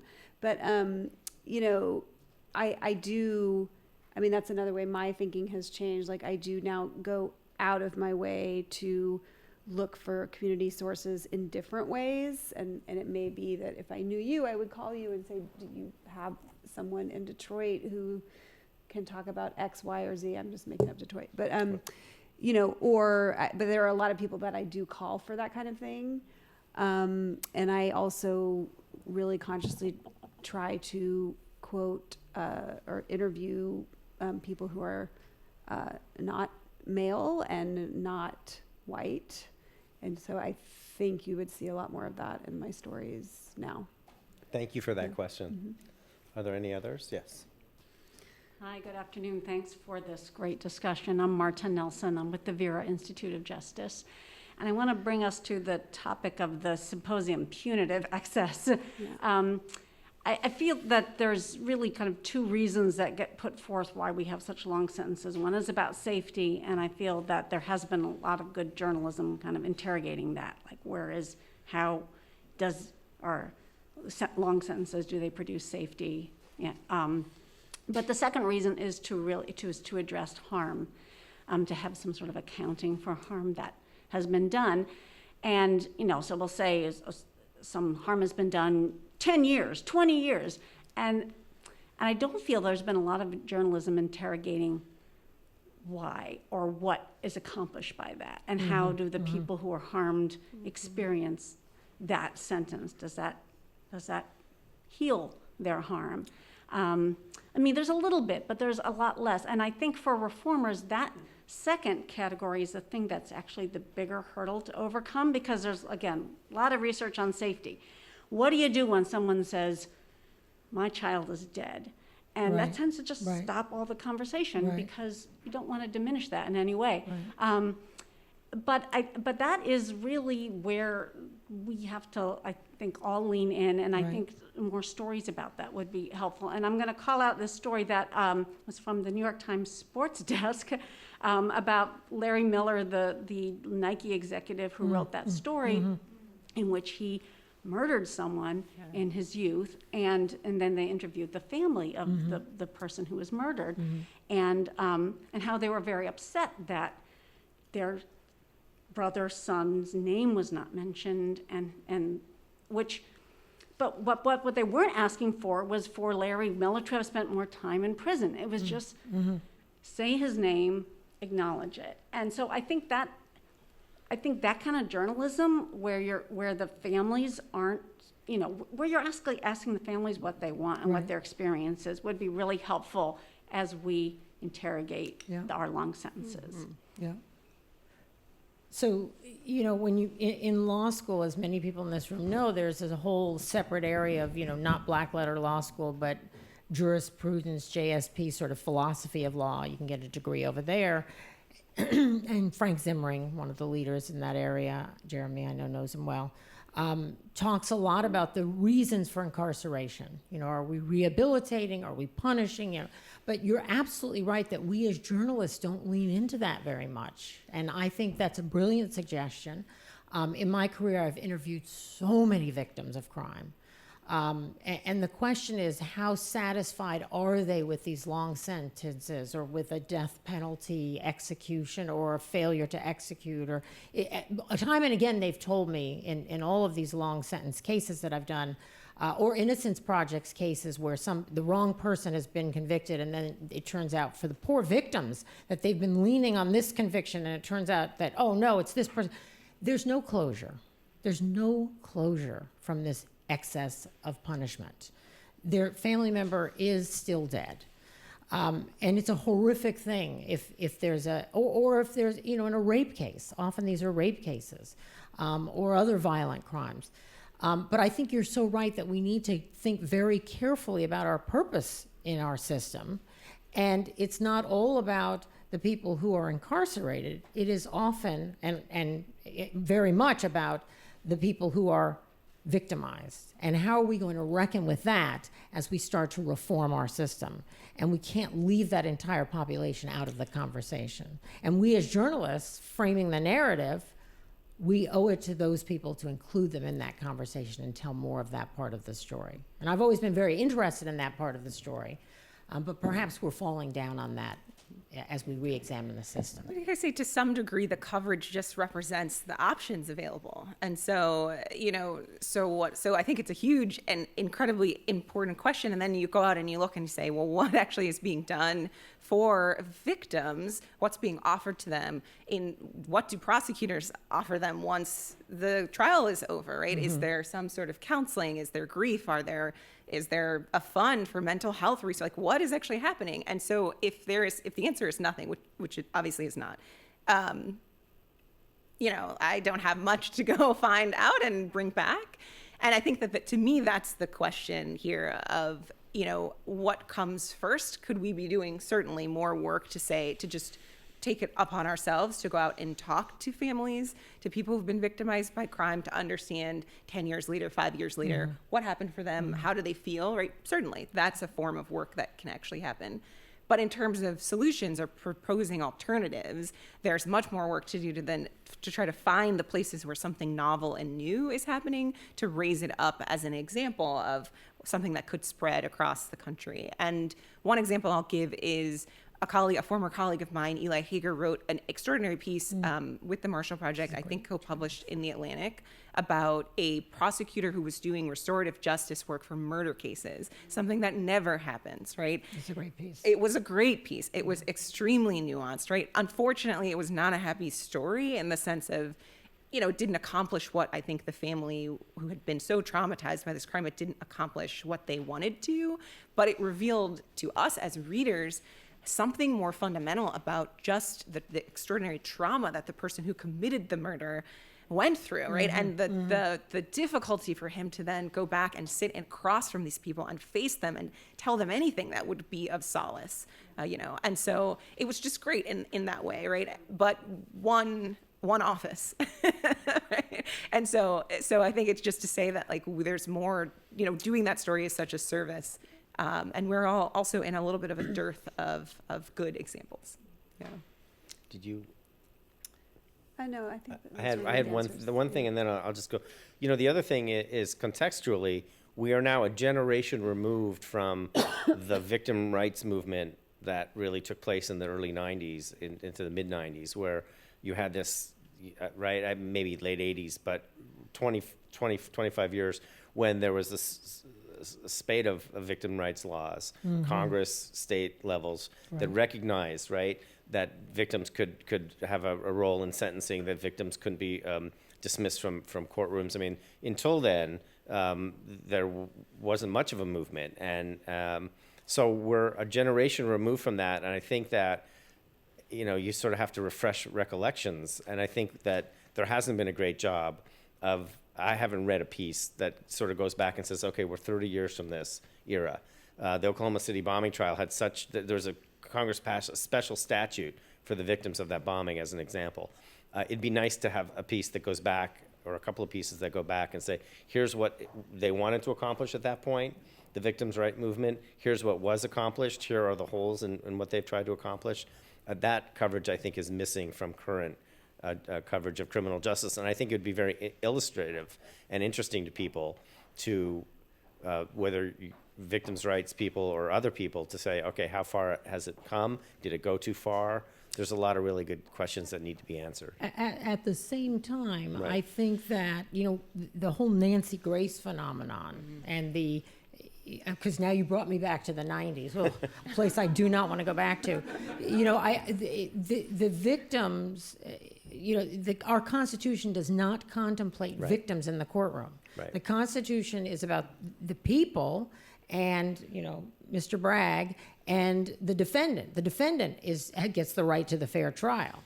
And, after Oklahoma City, and, you know, Nancy Grace, victims suddenly had a voice in the courtroom. So I think we as journalists and we as a society should care deeply about the victims, but it doesn't really have a place in our courtroom and in our system unless we want to amend our Constitution. So I do start to get very nervous when we start talking about the victims in a constitutional sense or in terms of criminal justice and reform.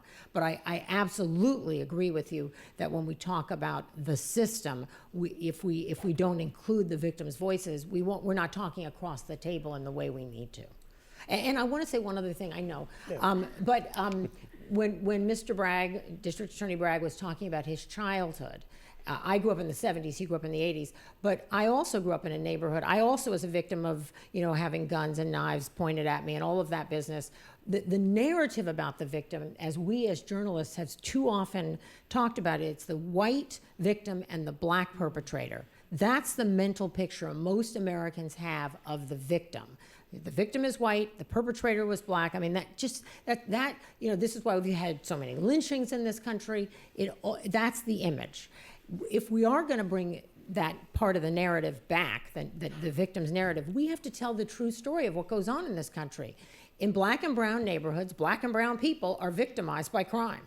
And if we're going, you know, if we're going to talk about where the crime is happening, too often it's my friends and families who are the victims, who may want Mr. Bragg and his office to come and do something about it, or they may not. They might not want any police coming into the neighborhood to do anything about it. But that's the real story.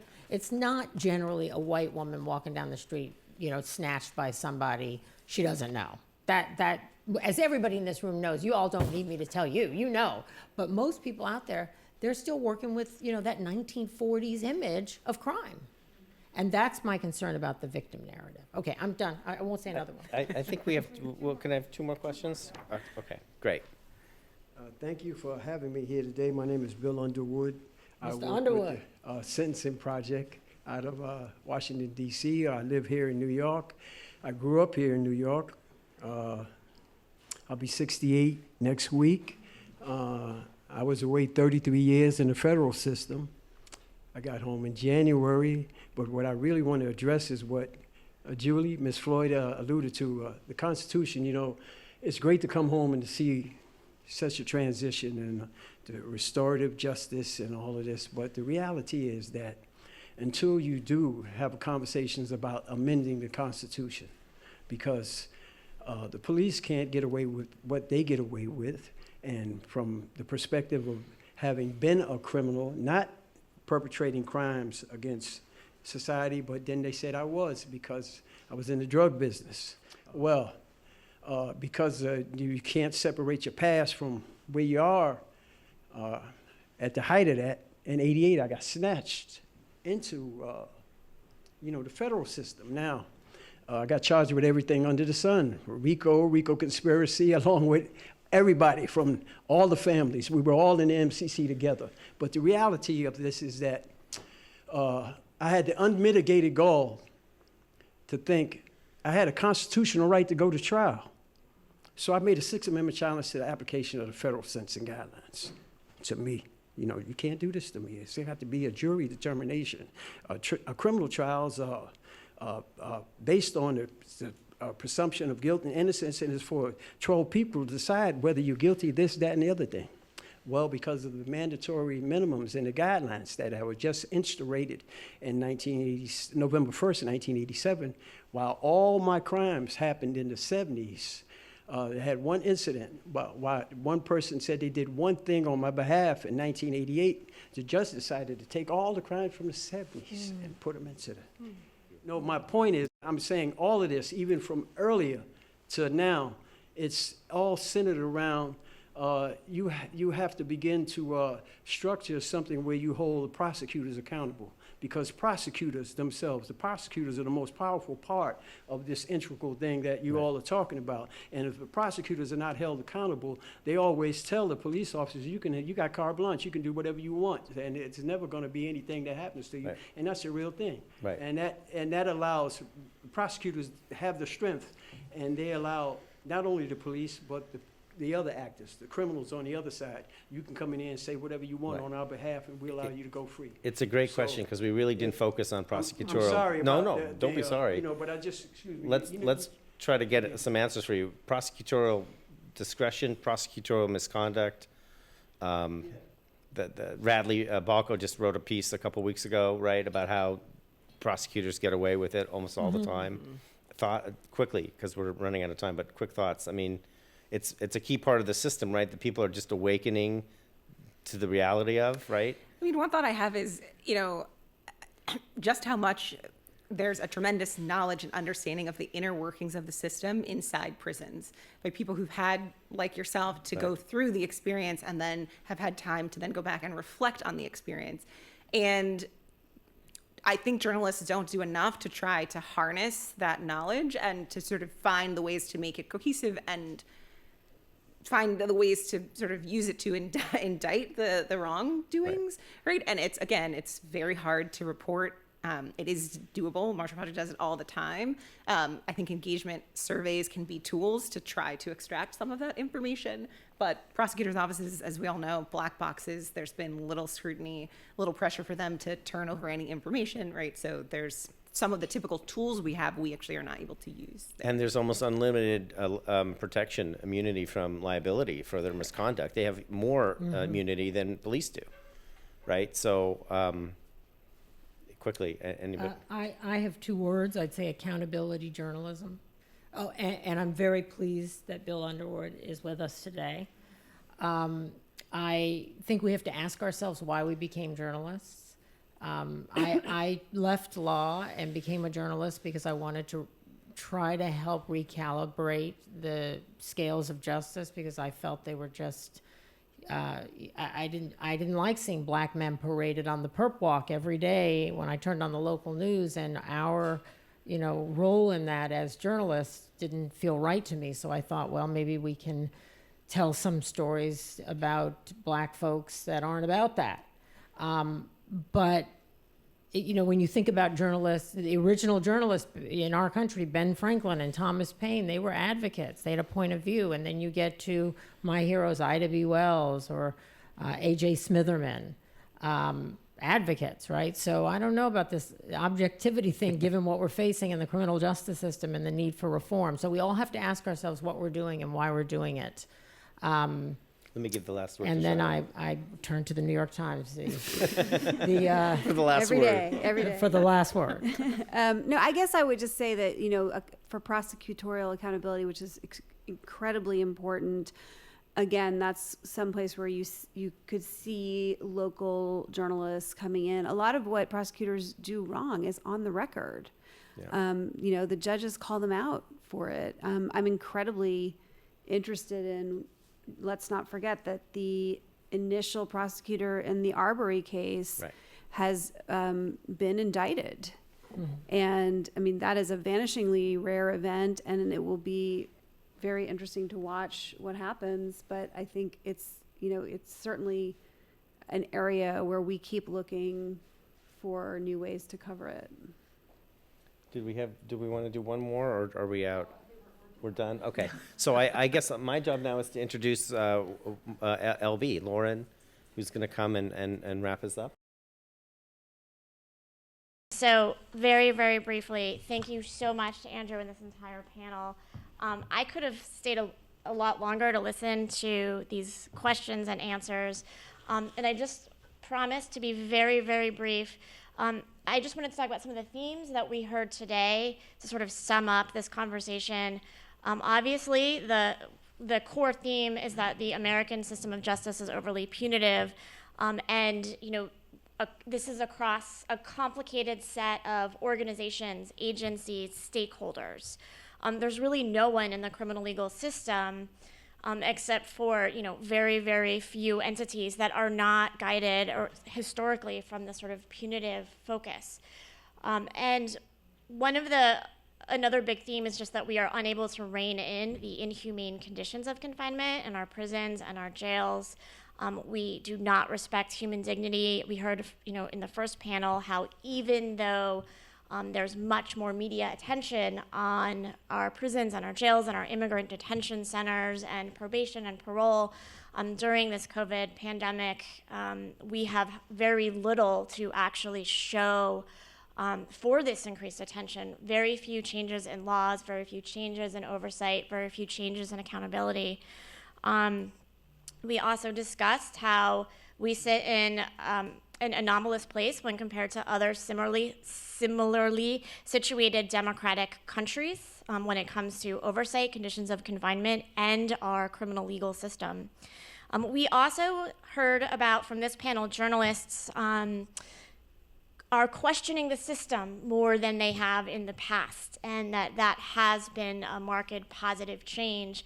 This ability to look inward at the system and its failures from a moral perspective, an economic perspective, a human rights perspective, and some of our finest journalists are here today who are beating that drum and telling those stories. We also, I think one of the big themes is, how do we get people to care about these issues? Is it through stories, as Asia talked about? Is it through data, as many of our panelists talked about? How do we get the broader public aware and interested, and not only just aware of these issues, but actually catalyze them to make change, to work with policymakers, to work with city council members, to work with civilians to create better oversight, and that is really missing in our country right now. And I was told to be a little bit positive about, some of the things that we are hopeful about, and Jeremy alluded to many of the positive changes in terms of the criminal justice reform movement. We just discussed progressive prosecutors. Bill Underwood just said that prosecutors need to be held more accountable. We heard from DA-elect Alvin Bragg about accountability and fairness and justice. And the progressive prosecutor movement is certainly one, I think, where officials have promised to move away from these incarceration-driven policies of the past. We're joined by Ruby Nadiri today from Fair and Just Prosecution, who's working with progressive prosecutors across the country to truly change their practices. Certainly bail reform in New York, in New Jersey, and other states across the country has been, something that we have seen as something to be hopeful for, but we're in New York City, and in New York, even though there was bail reform, it was very quickly rolled back within a matter of months. And I know there's a lot of talk and worry, and we're joined by two colleagues from NYUJ today, New Yorkers for Justice, who I know are doing a lot of work, as our colleagues are at the Vera Institute, to make sure that bail reform is not further rolled back. And then both Bill Underwood and Jeremy Travis had mentioned the modest sentencing reform at the federal level under the First Step Act. But that's not a lot to report on. There has been some modest sentencing reform. You heard Nkechi Taifa talk about, not being satisfied with some of these very small nibbling around the edges reforms. And, that's the hard work that we have to do to roll our sleeves up and work with journalists, work with activists, work with academics, with practitioners, with family members of individuals who've been incarcerated, with people who have been incarcerated. This is really hard work, and we are here today to talk about a lot of the challenges in our criminal legal system. We were here to talk about, as Jeremy Travis mentioned, this is an indictment, these essays in the Punitive Excess series about our criminal legal system. And so we know that all of you are working with us to truly change our practices, but we as a country have so much more work to do, especially in light of fear of rising crime around the country. So thank you for joining us. We are still working on these essay series. We have a couple more that will be published, so please look out for those. We are also hoping to really elevate these essays to policymakers so that we can start to see real change at the state, local, and federal level. We are also going to be putting together a teacher's guide. That way we can work with educators who can work with our next generation of students and graduate students to ensure that they understand the themes and are a partner with us to transform the criminal legal system. So just want to really thank everyone for sitting here today, listening to this conversation, joining and participating. And then in terms of next steps for sort of our Brennan Center housekeeping, stay up to date on our issues impacting our democracy and justice system with weekly analysis and insights from the Brennan Center experts. You can follow us on Twitter, on Facebook, on Instagram, possibly on TikTok, I am told. And you can also sign up for the briefing newsletter at thebrennancenter.org/briefing, which I realize none of you will memorize, so just go to our website and sign up for all of these ways to keep in touch with us. But thank you so much for joining us today.